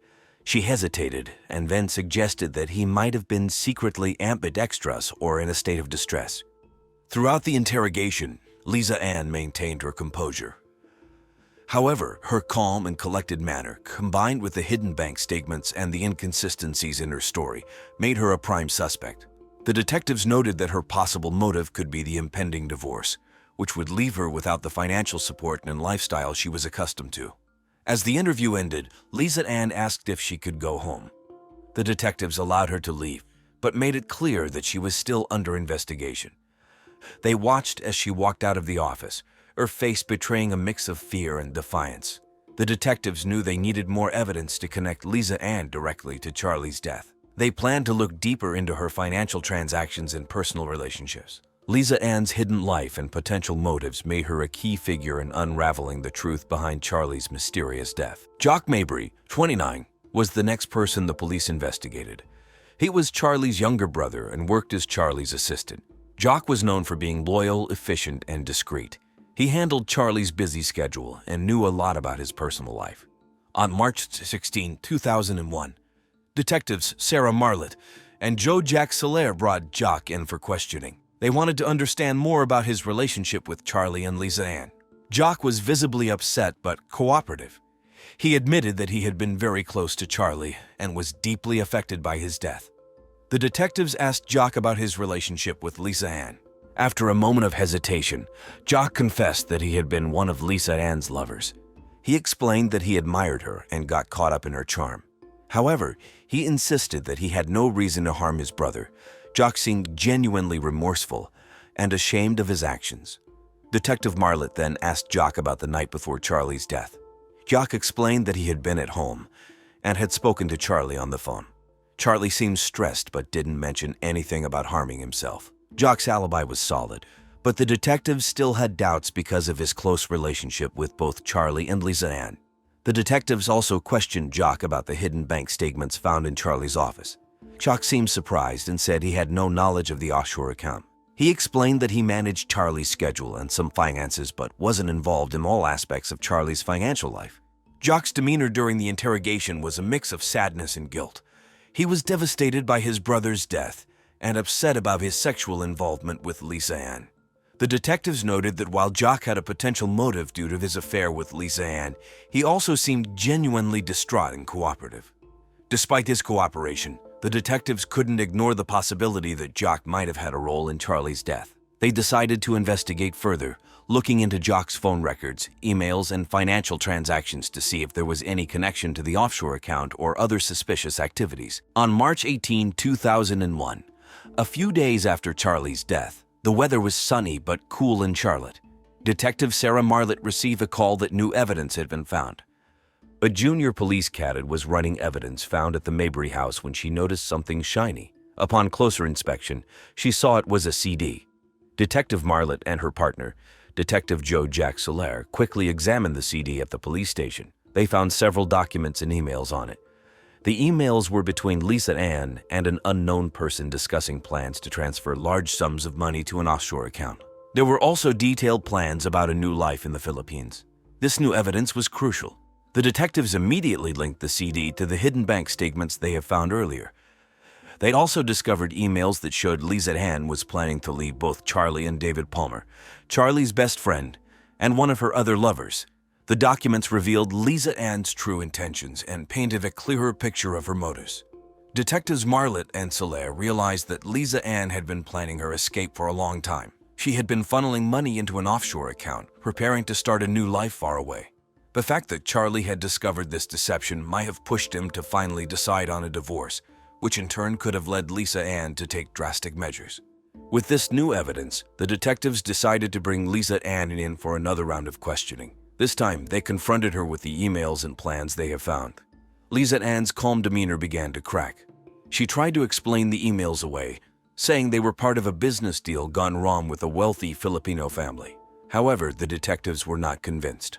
The new evidence also showed that David Palmer was more involved than they initially thought. His influence over Lisa Ann and their affair added another layer to the investigation. The detectives knew they had to question David Palmer with a focus on his knowledge of Lisa Ann's plans. As the detectives pieced together the information, it became clear that Charlie's death was not a simple case of suicide. The hidden bank statements, the plans for a new life, and the emails pointed to a well-thought-out scheme. The detectives were determined to uncover the truth and bring justice for Charlie. David Palmer, 50, was the next person the police investigated. David was Charlie's best friend and had a reputation for being charming, ambitious, and somewhat manipulative. He worked as a financial consultant in Charlotte and was well known in social circles. He had been involved in a secret affair with Lisa Ann for several years, which complicated the case further. On March 20, 2001, detectives Sarah Marlett and Joe Jack Soler brought David in for questioning. They wanted to understand his relationship with Charlie and Lisa Ann and to uncover any potential motives he might have had. David appeared confident but slightly nervous as he sat down in the interrogation room. The detectives began by asking David about his friendship with Charlie. David spoke fondly of Charlie, describing him as a loyal and trustworthy friend. He claimed he had no knowledge of Charlie's intention to divorce Lisa Ann and expressed shock over Charlie's death. When asked about his affair with Lisa Ann, David admitted to it, but insisted that it was purely a personal matter and had nothing to do with Charlie's death. The detectives then confronted David with the emails found on the CD. These emails showed detailed discussions between David and Lisa Ann about their plans to transfer money to an offshore account and start a new life together. David's demeanor changed. He became defensive and agitated. He claimed the emails were part of a harmless fantasy and that neither he nor Lisa Ann had any intention of acting on them. David's potential motive was clear to the detectives. With Charlie out of the picture, David and Lisa Ann could have continued their relationship without fear of discovery. Additionally, there were financial benefits to be gained from Charlie's death. The detectives pressed David on these points, but he continued to deny any involvement in Charlie's death. Throughout the interrogation, David's responses fluctuated between calm and agitated. He seemed genuinely upset about Charlie's death, but was also defensive about his relationship with Lisa Ann. The detectives noted that while David had a clear motive, his emotional reactions made it difficult to gauge his true involvement. The detectives decided to dig deeper into David's financial transactions and personal communications to find more concrete evidence. They also planned to re-interview Lisa Ann to see if her story would change now that they had more information. By the end of the interview, David was allowed to leave, but the detectives made it clear that he was still a suspect. The new evidence and David's reactions provided valuable insights, but there were still many unanswered questions. The investigation continued as the detectives worked to piece together the full story behind Charlie's death. On March 25, 2001, the detectives received a breakthrough. The weather was rainy, and Detective Sarah Marlett was going through the evidence one more time when she found a hidden clue in the emails from the CD. One email from Lisa Ann to an unknown recipient detailed a plan to stage Charlie's death to look like a suicide. This was the missing piece they needed. Detective Marlett and Detective Joe Jack Soler quickly reviewed their findings. They now had enough evidence to confront Lisa Ann. The emails, bank transfers, and her calm demeanor during questioning all pointed to her as the mastermind behind Charlie's death. She had planned to leave Charlie and start a new life in the Philippines, but when he discovered her plans and decided to divorce her, she decided to take drastic measures. On March 26, 2001, at 9:00 a.m., the detectives went to Lisa Ann's house. The weather was still gloomy, mirroring the gravity of the situation. Lisa Ann opened the door, surprised to see the detectives. When they told her she was under arrest for the murder of her husband, her face showed a mix of shock and anger. She tried to protest her innocence, but the detectives read her rights and took her into custody. At the police station, Lisa Ann was interrogated again. This time, faced with the overwhelming evidence, she broke down and confessed. She admitted that she had planned to kill Charlie to avoid the shame and financial ruin that would come with the divorce. She revealed that she had convinced him to drink heavily the night before, then shot him with the gun in his right hand to make it look like a suicide. The news of Lisa Ann's arrest shocked the community. Charlie's family, especially Jock, was devastated. Jock had never imagined that his sister-in-law could commit such a terrible act. He felt a mix of anger and betrayal, but also a sense of relief that the truth had finally come out. Lisa Ann's arrest also impacted David Palmer, who was questioned again but found not directly involved in the murder plan. He was, however, implicated in the financial schemes and faced his own legal troubles. As Lisa Ann awaited trial, the community of Charlotte tried to come to terms with the tragic events. Charlie's memory was honored by his friends and family, who found some solace in knowing that his death was not in vain and that justice had been served. The trial of Lisa Ann Mabry began on September 10, 2001, in Charlotte. The courtroom was filled with media and spectators eager to see justice served. The prosecution, led by attorney Mark Vila, a determined and experienced 45-year-old, argued that Lisa Ann had carefully planned and executed her husband's murder. Vila presented evidence of the hidden bank accounts, the staged suicide, and Lisa Ann's motive to avoid financial ruin and public shame. The defense attorney, Sula Tabi, a sharp and passionate 38-year-old, countered by painting Lisa Ann as a desperate woman trapped in an unhappy marriage. He argued that Charlie's alcoholism and erratic behavior drove Lisa Ann to make poor decisions, but insisted she was not guilty of murder. Tavi tried to cast doubt on the evidence, suggesting that someone else could have framed Lisa Ann. Throughout the trial, Charlie's family sat in the courtroom, their faces showing a mix of sorrow and anger. Jock Mabry, especially, found it hard to listen to the details of his brother's death and the betrayal by Lisa Ann. Friends and neighbors attended in support, hoping for a just outcome. The jury deliberated for 2 days before reaching a verdict. On September 22, 2001, they found Lisa Ann Mabry guilty of first-degree murder. The judge sentenced her to life in prison without the possibility of parole. The courtroom was filled with a sense of relief and sadness. Charlie's family felt justice had been served, but the pain of losing him remained. Lisa Ann showed little emotion as the verdict was read. Her once confident demeanor was replaced by a resigned expression. The community of Charlotte reacted to the news with a mix of shock and closure. The trial had revealed the dark secrets behind a seemingly perfect life, and many found it hard to reconcile the charming real estate agent they knew with the convicted murderer. Attorney Mark Vila expressed satisfaction with the verdict, stating that justice had been served for Charlie Mabry. Defense attorney Sula Tabi expressed disappointment but acknowledged the jury's decision. The trial had been intense and emotional, leaving a lasting impact on everyone involved.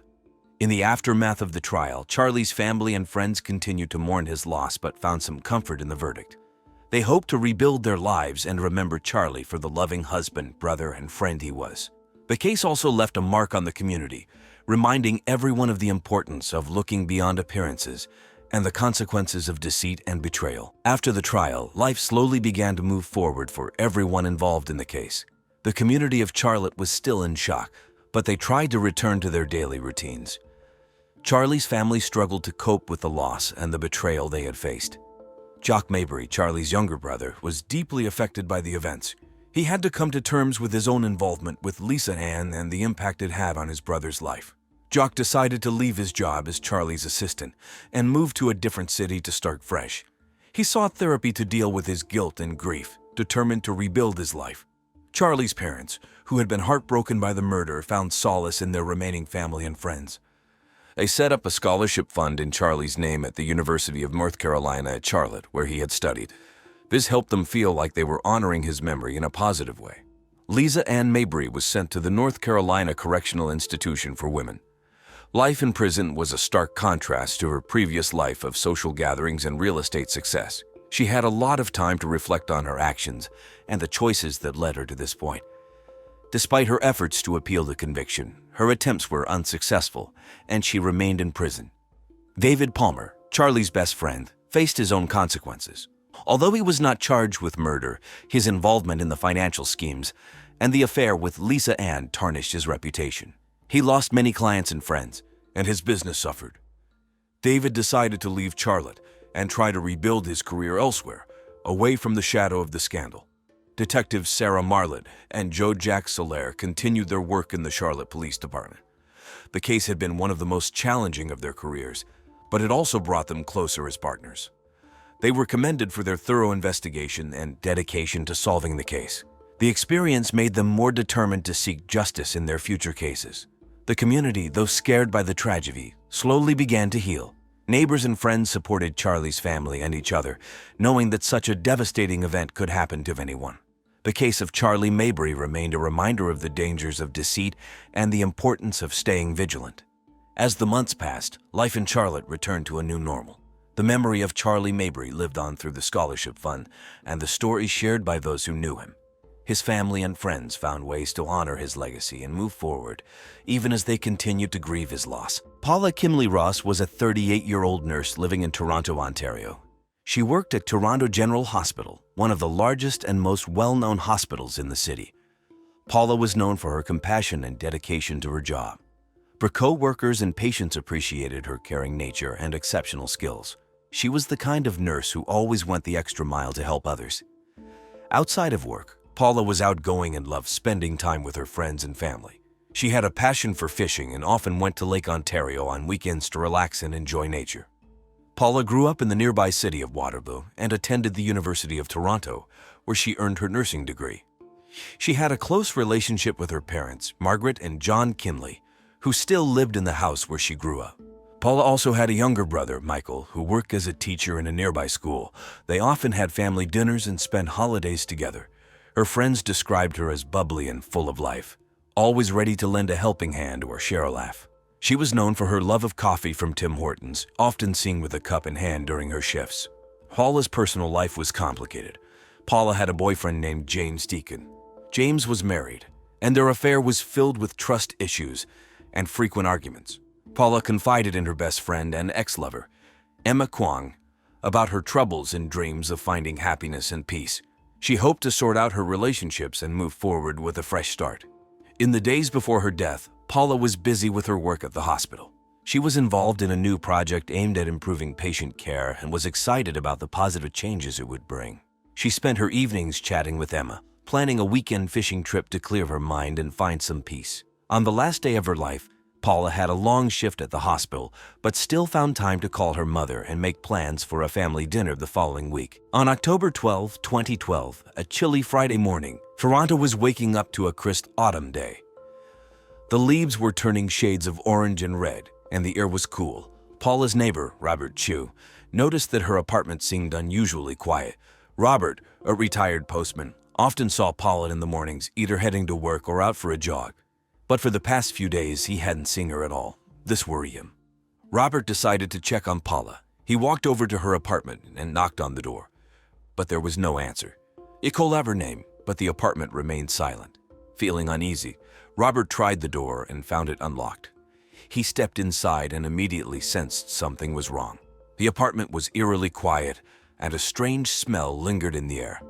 As Robert walked through the hallway, he noticed the living room was in disarray. Furniture was overturned, and there were signs of a struggle. His heart raced as he moved towards the kitchen. That's when he saw Paula. She was lying on the floor, surrounded by a pool of blood. Her body was horribly mutilated, with her limbs missing and her throat slit so severely that she was almost beheaded. Overwhelmed with shock and fear, Robert stumbled backward and nearly fell. He fumbled for his phone and dialed 911, his hands shaking. When the operator answered, Robert's voice was trembling as he described the gruesome scene. The operator tried to calm him down and assured him that help was on the way. While waiting for the police, Robert stood outside Paula's apartment, staring blankly at the ground. He couldn't believe what he had just seen. A few minutes later, sirens wailed in the distance, growing louder as they approached. 2 police cars pulled up, followed by an ambulance. Officers quickly exited their vehicles and approached Robert, who directed them to Paula's apartment. The officers entered cautiously, guns drawn, and were met with the same horrific sight that had stunned Robert. They immediately secured the scene and called for additional backup, including homicide detectives and forensic experts. Paramedics arrived but quickly realized there was nothing they could do for Paula. The news of Paula's death spread quickly through the neighborhood and soon made headlines. Local media outlets, such as the Toronto Star and CP24, covered the shocking story. Neighbors gathered in small groups, talking in hushed tones about the brutal murder that had occurred in their quiet community. The police arrived quickly at Paula's apartment on the morning of October 12, 2012. Detective Zara Singh and her partner, Detective Mark Benson, were in charge of the investigation. Detective Singh, known for her sharp intuition and calm demeanor, led the team. Detective Benson, experienced and methodical, supported her every step of the way. The crime scene was horrifying. Paula's body was found in the kitchen, lying in a pool of blood. Her limbs were missing, and her throat was slit so deeply that she was almost beheaded. The living room showed signs of a violent struggle. Furniture was overturned, and items were scattered across the floor. Blood spatter patterns indicated a fierce fight had taken place. Detectives Singh and Benson examined the scene closely. They noted that the attack appeared personal, likely driven by intense anger or jealousy. The brutal nature of the wounds suggested a crime of passion. They knew they had to act quickly to find the killer. The forensic team arrived shortly after the detectives. They began by photographing the entire apartment, capturing every detail. They used luminol to detect any hidden bloodstains, which glowed under a special blue light. Fingerprint powder was dusted on surfaces to gather prints.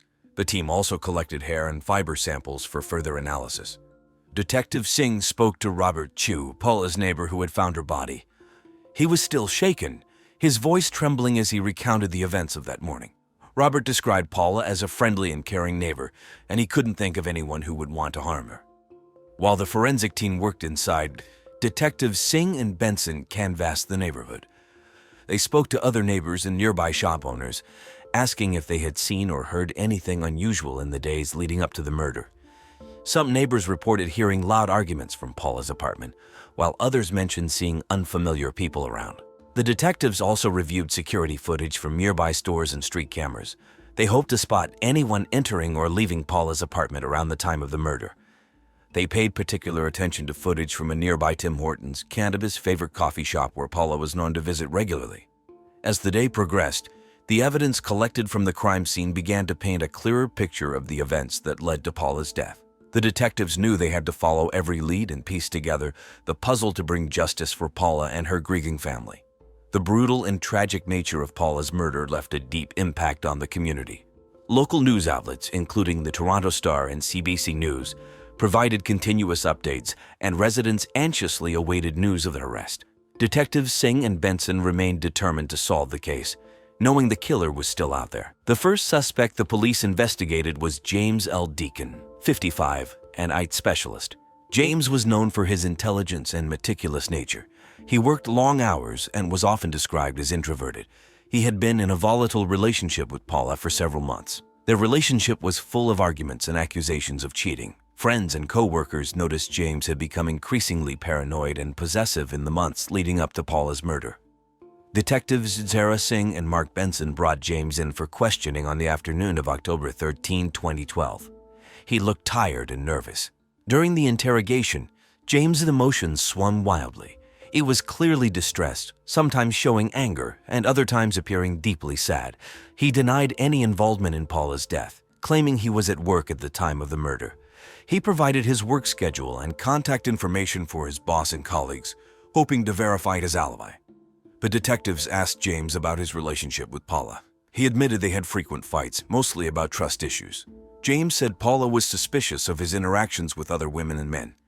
He confessed that their last argument had been particularly heated. Paula had accused him of cheating, and he had stormed out of her apartment. This was 2 days before her body was found. Detective Singh pressed James on his feelings towards Paula. He admitted he still had strong feelings for her, despite their problems. He also revealed that Paula had been thinking about ending their relationship, which made him very upset. This revelation raised suspicion about his possible motive. The police then searched James' apartment and car. They were looking for any evidence that could link him to the crime.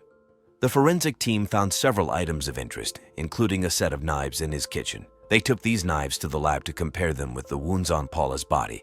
They also took samples of fibers and hairs found in James's car. James's co-workers confirmed he was at work on the day of Paula's murder, but detectives still had doubts. His alibi was strong, but his erratic behavior and emotional responses kept him under close scrutiny. They decided to keep a close watch on him while continuing to investigate other leads. Detectives Singh and Benson knew they needed more concrete evidence to either clear James or confirm their suspicions. The second suspect the police investigated was Emma Kwong, 35. Emma was Paula's best friend and one-time ex-girlfriend. She was known for being loyal, outspoken, and very protective of Paula. Emma worked at a small firm in Toronto. She and Paula had a very close relationship, and Emma often confided in Paula about her life and problems. Emma had a strong dislike for James and was also known to desire an affair with Paula, which made her a person of interest in the investigation. Detectives Zara Singh and Mark Benson brought Emma in for questioning on October 14, 2012. Emma appeared calm but visibly upset by the loss of her friend.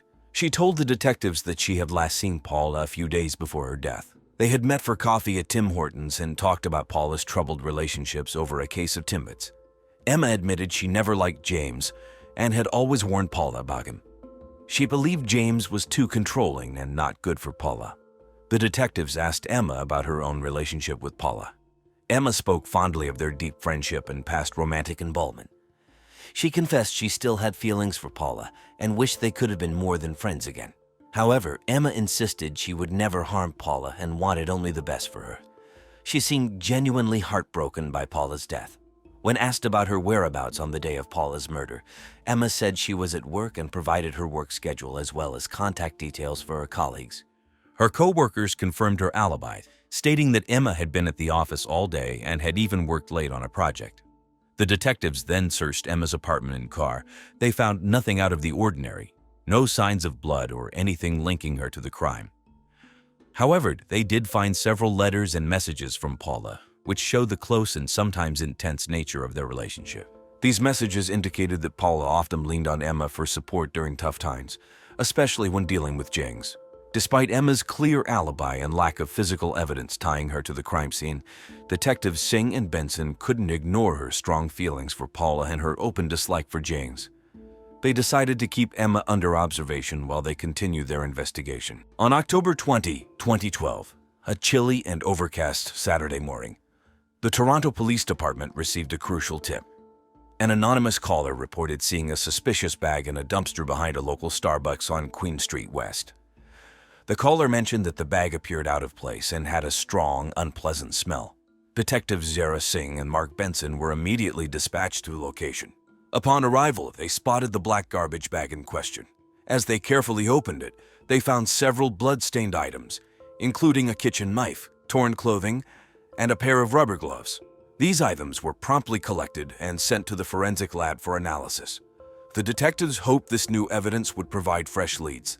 The forensic team, led by Dr. Karen Lee, worked quickly to process the items. The kitchen knife had traces of Paula's blood, and the gloves had fingerprints. They also found fibers on the torn clothing that matched those found in Paula's house. This new evidence was promising, but the detectives needed more to link it directly to the killer.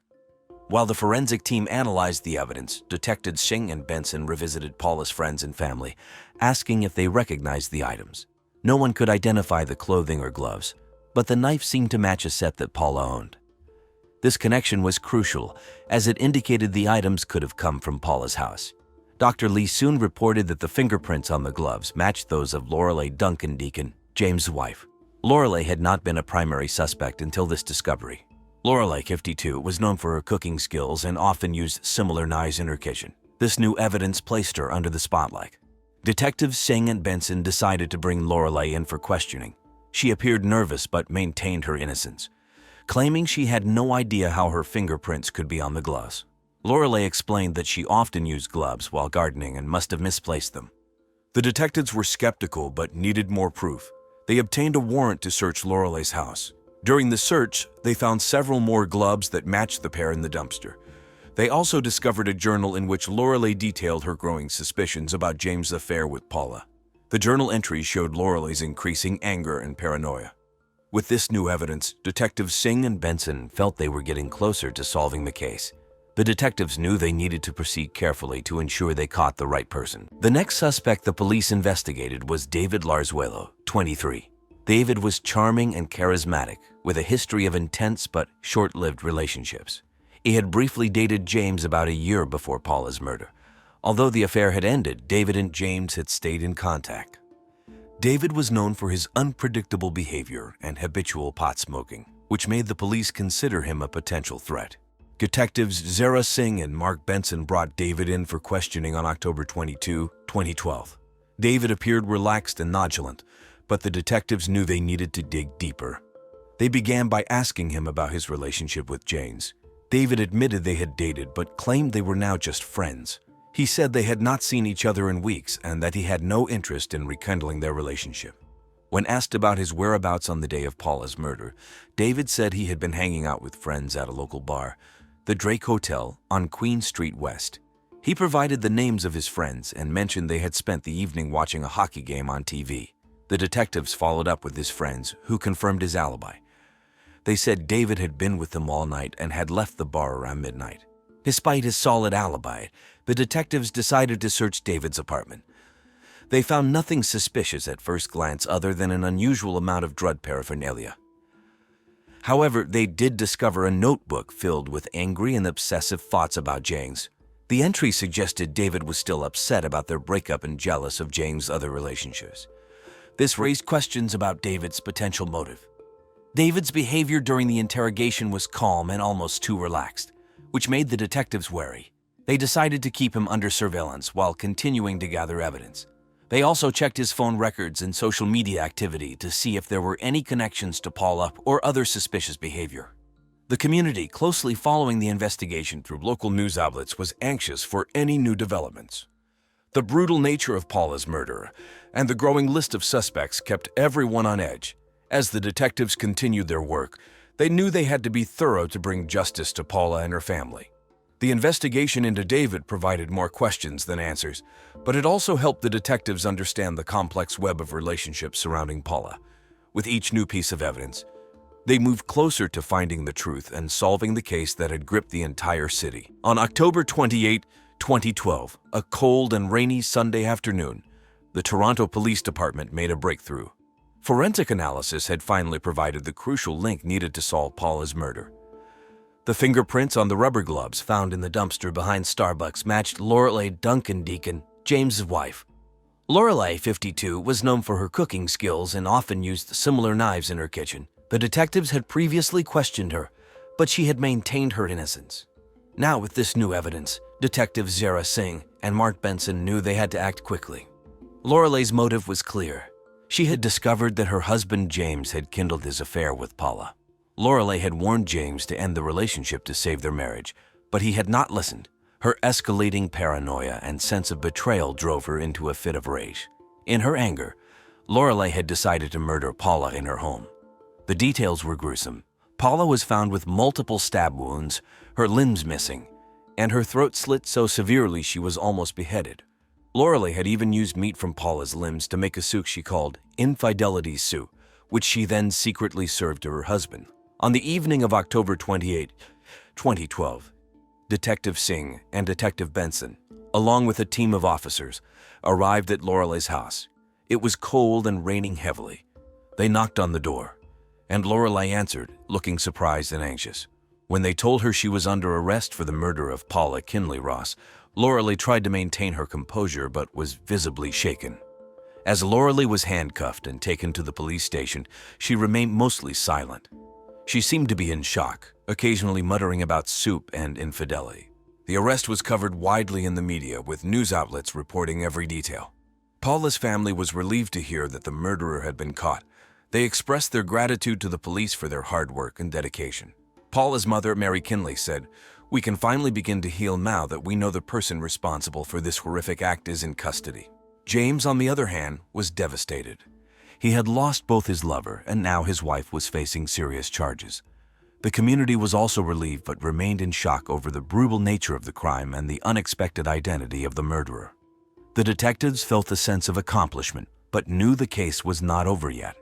The next steps involved preparing for the trial and ensuring that Lorelei faced justice for her heinous crime. The trial of Lorelei Duncan-Deacon for the murder of Paula Kinley Ross began on January 15, 2013, in a packed Toronto courthouse. The prosecution was led by Rachel Blythe, a seasoned Crown prosecutor known for her fierce dedication to justice.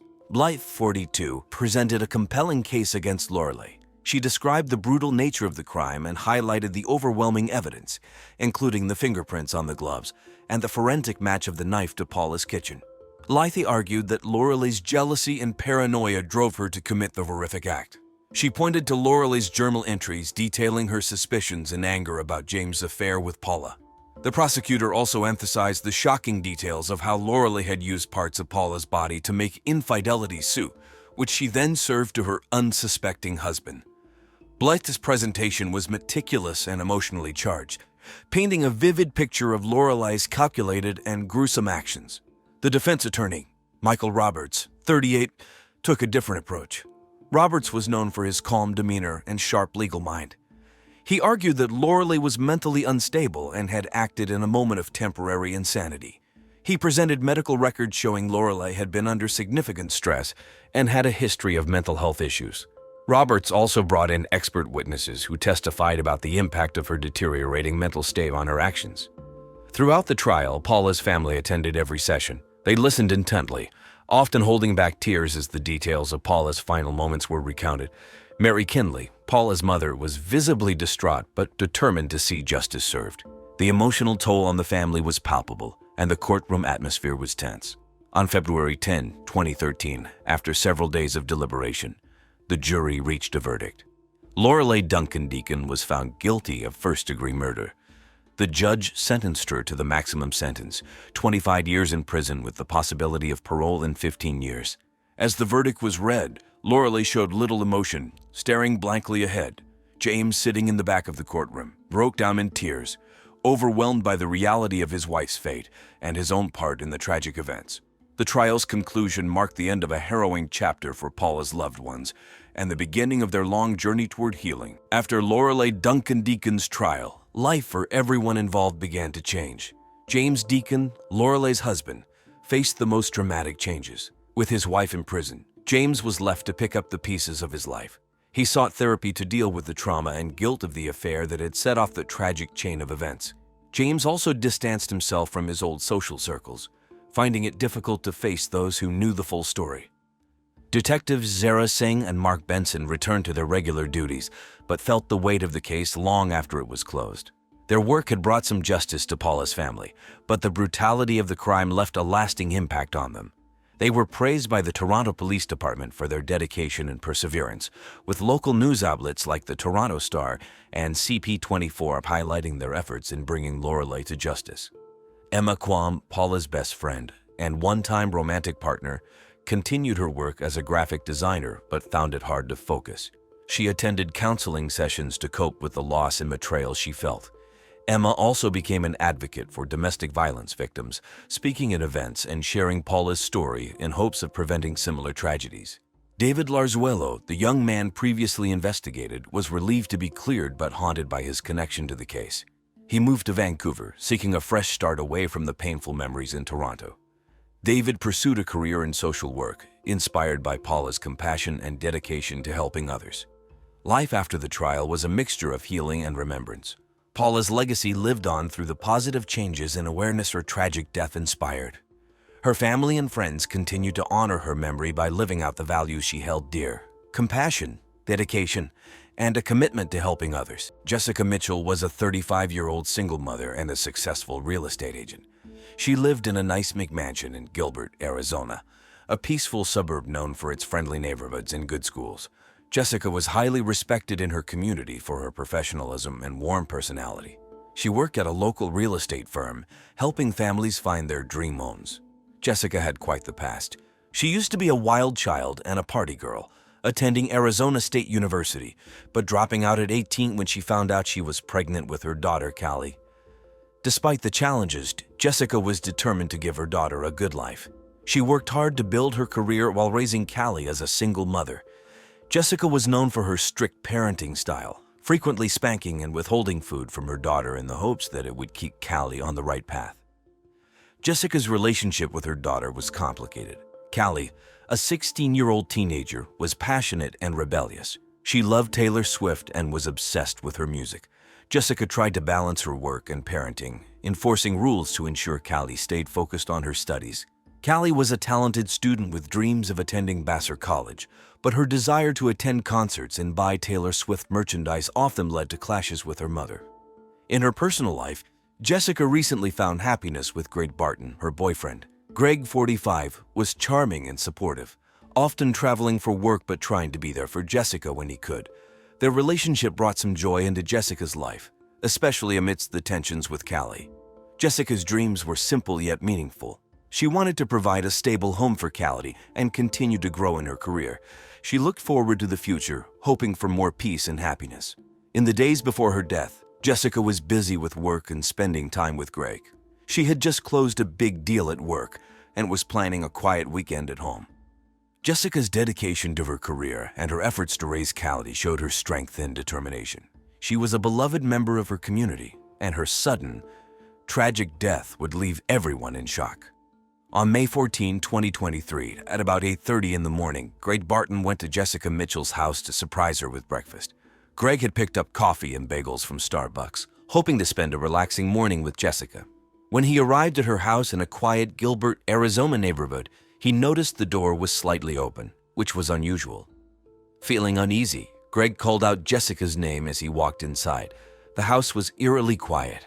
As he entered the living room, he was met with a horrifying sight. Jessica was lying on the floor, motionless and covered in blood. There was a strong smell of bleach in the air, making it hard to breathe.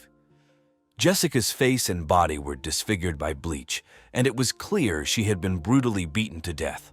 Greg was in shock. His hands trembled as he dialed 911, his voice shaking as he tried to explain what he had found. "My girlfriend is dead," he stammered. "I think someone killed her." The dispatcher told him to stay calm and wait for the police to arrive. Greg couldn't bear to stay in the house, so he went outside and sat on the front steps, his mind racing. He couldn't believe this was happening. Jessica, the woman he loved, was gone. He felt a mix of grief, anger, and confusion. Neighbors began to gather, wondering what was going on. Greg could hear the distant sound of sirens growing louder. When the police arrived, they quickly secured the area and began their investigation. Officer Millie Rodriguez was one of the first on the scene. She approached Greg and asked him to recount what had happened. Greg did his best to describe the morning, but he was clearly distraught. The police entered the house and carefully examined the crime scene. They took photographs, collected samples, and searched for any clues that could help them understand what had happened. The discovery of Jessica's body shocked the community. Jessica was well-liked, and people couldn't believe something so terrible had happened to her. News of the murder spread quickly, with local media covering the story extensively. The once peaceful neighborhood was now the center of a tragic and horrifying event. When the police arrived at Jessica Mitchell's house on May 14, 2023, they quickly secured the area. Detective Sarah Wilkinsbury, a seasoned investigator known for her sharp eye, led the team. Officer Millie Rodriguez, who was first on the scene, briefed her on the situation. They knew they had to act fast to gather evidence before it was contaminated. The living room was a gruesome sight. Blood was splattered on the walls and furniture, and the strong smell of bleach filled the air. Jessica's body lay in the middle of the room, her face and body disfigured by the bleach. She had been beaten to death with a baseball bat, which was found nearby, covered in blood. The crime scene was chaotic, yet Detective Wilkinsbury and her team worked methodically. They took photographs of the entire area, paying special attention to the blood patterns and the position of Jessica's body. They collected samples of the bleach and blood, hoping to find any traces of the killer's DNA. Forensic experts dusted for fingerprints on the baseball bat and other surfaces. Detective Wilkinsbury noticed the brutality of the attack. The killer had shown extreme anger and had tried to erase their tracks with bleach. This suggested the murderer was not only violent, but also somewhat calculated. The team used various tools to investigate. They brought in a luminol spray to detect any bloodstains that might have been cleaned up. They also used ultraviolet lights to look for any hidden evidence. Detective Wilkinsbury interviewed Greg Barton, Jessica's boyfriend, who had found the body. Greg was visibly shaken but cooperated fully, answering all their questions. Greg explained his relationship with Jessica and mentioned the ongoing tensions between Jessica and her daughter, Callie. He expressed concern about Callie's behavior, noting her recent outburst. This information gave the police a potential lead. Outside the house, neighbors gathered, whispering in shock and fear. News vans from local stations arrived, setting up cameras and reporters. The peaceful neighborhood was now the center of a major crime investigation, and everyone wanted to know what had happened. Detective Wilkinsbury and her team worked late into the night, determined to find answers. They knew the first 48 hours were crucial in solving a murder case. Every detail mattered, and they were committed to bringing Jessica's killer to justice. The police began their investigation by looking into Greg Barton, Jessica Mitchell's boyfriend. Greg, 45, was known for his charm and supportive nature. He traveled often for work, which sometimes caused strain in their relationship. Gray had a clean criminal record and was seen as a stable influence in Jessica's life. However, his frequent travels raised some questions. Detective Sarah Wilkins-Bree and her team brought Greg in for questioning. They wanted to know more about his relationship with Jessica and his whereabouts on the night of the murder. Greg explained that he had been out of town for work and returned early that morning to surprise Jessica with breakfast. He was visibly upset but answered their questions calmly. During the interrogation, Detective Wilkins-Bree asked Greg about the tensions between Jessica and her daughter, Callie. Greg admitted that there had been arguments and that Callie had a fiery temperament. He expressed his concern about Callie's behavior but insisted he had no involvement in Jessica's death. Despite Greg's cooperation, the police needed to verify his alibi. They checked his travel records and interviewed his colleagues. Everything seemed to match up, but there was still something that bothered Detective Wilkins-Bree. She decided to dig deeper into Greg's past. A breakthrough came when the police discovered that Greg had a secret habit of hiring escorts while traveling. Some of these escorts were young, barely over the age of consent. This revelation cast a shadow on Greg's character and raised new questions about his involvement in the crime. Detective Wilkins-Bree confronted Greg with this new information. He looked surprised and became defensive, insisting that his private life had nothing to do with Jessica's murder. The police pressed him further, trying to see if there was any connection between his secret activities and Jessica's death. Greg's reaction was a mix of anger and frustration. He maintained his innocence but was clearly shaken by the police's discoveries. The investigators continued to probe, looking for any inconsistencies in his story. They needed to be sure they weren't missing anything. As the investigation progressed, the police kept Greg under close surveillance. They knew he had the potential to be hiding more secrets. However, without concrete evidence linking him directly to the murder, they couldn't make an arrest. Police remained cautious, knowing that they had to explore all possible leads to uncover the truth behind Jessica Mitchell's tragic death. On May 18, 2023, 4 days after Jessica Mitchell's murder, the police received a tip about new evidence. It was a sunny afternoon in Gilbert, Arizona, and Detective Sarah Wilkins-Bree and her team were at the station when the call came in. The tip came from a neighbor who had seen something unusual in the Mitchells' backyard the day before. The police rushed to Jessica's house to investigate. When they arrived, they began searching the backyard carefully. Officer Millie Rodriguez noticed a partially buried box near the fence. Bating dug it up and found a small locked metal box. They took it back to the station to open it carefully, using tools to avoid damaging any potential evidence inside. Inside the box, they found a diary. It was Callie Mitchell's diary, filled with her thoughts and feelings. Detective Wilkins-Bree began reading through it, hoping to find clues. The diary revealed Callie's deep obsession with Taylor Swift and her growing resentment toward her mother. Callie wrote about feeling trapped by Jessica's strict rules and how she longed for freedom. As Detective Wilkins-Bree read further, she discovered entries where Callie expressed intense anger toward her mother for not letting her attend Taylor Swift's Eras Tour. One entry, dated just days before the murder, mentioned Callie's frustration reaching a boiling point. This was a significant find, as it provided a possible motive for the crime. The diary also mentioned an online friend Callie had been talking to, who seemed to encourage her negative feelings. This person, who claimed to be a fellow Taylor Swift fan, pushed Callie to act on her anger. Detective Wilkins-Bree noted this and decided to investigate further, hoping to trace the online interactions. The police also looked into Callie's online activities. They found messages from the mysterious online friend, urging Callie to stand up to her mother. This friend's identity remained unknown, but the police were determined to track them down. The discovery of Callie's diary and the online messages added a new layer to the investigation. Detective Wilkins-Bree and her team knew they were getting closer to the truth.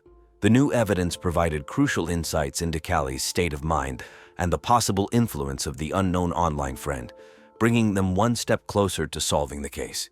With the new evidence from Callie Mitchell's diary, the police turned their attention to her.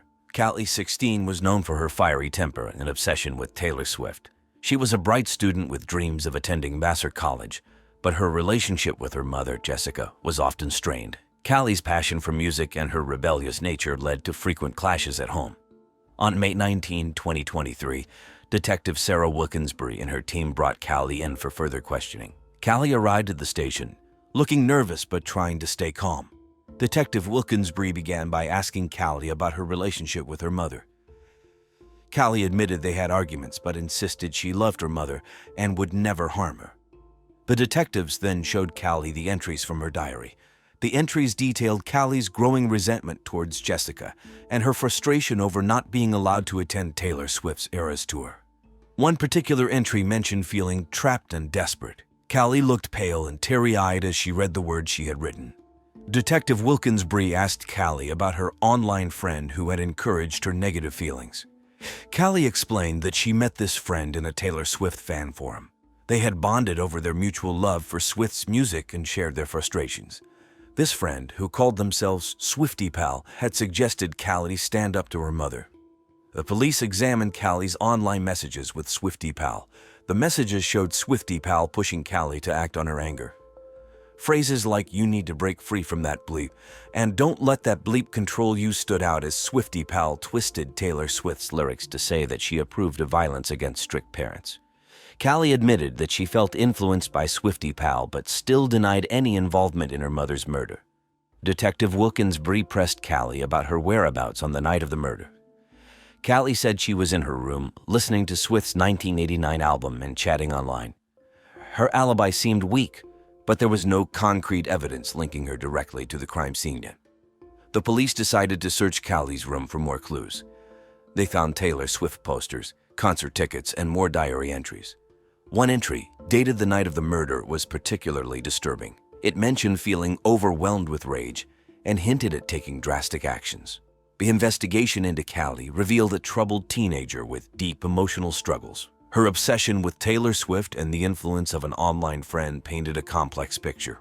While Callie maintained her innocence, the evidence against her was mounting. The police knew they had to proceed carefully to uncover the full truth. The investigation also led the police to look into Jake Barry Sullivan. Barry, 28, had a criminal history that included burglary and assault, especially targeting single mothers. He was known for being unpredictable and dangerous. In May 2023, Barry was homeless and moved around frequently to avoid the police. Some neighbors had seen him near Jessica Mitchell's house around the time of the murder, making him a person of interest. On May 20, 2023, Detective Sarah Wilkinsbury and her team tracked down Barry. They found him staying in an abandoned building on the outskirts of Gilbert, Arizona. When the police arrived, Barry tried to run, but they quickly caught him. He was taken to the station for questioning. Barry was a tough and uncooperative suspect. During the interrogation, he denied any involvement in Jessica Mitchell's murder. He claimed he was just passing through the neighborhood and had nothing to do with the crime. Detective Wilkinsbury pressed him for details about his whereabouts on the night of the murder, but Barry's story was full of holes. The police searched Barry's belongings and found a few suspicious items. There was a pair of gloves with traces of bleach, similar to what was found at the crime scene. They also discovered a baseball bat, which could potentially be the murder weapon. Barry became defensive when asked about these items, saying they were just random things he found on the streets. Detective Wilkinsbury and her team decided to dig deeper into Barry's past. They discovered he had a history of violence against women, particularly single mothers. This pattern made him a strong suspect in Jessica's case. The police also interviewed people who knew Barry.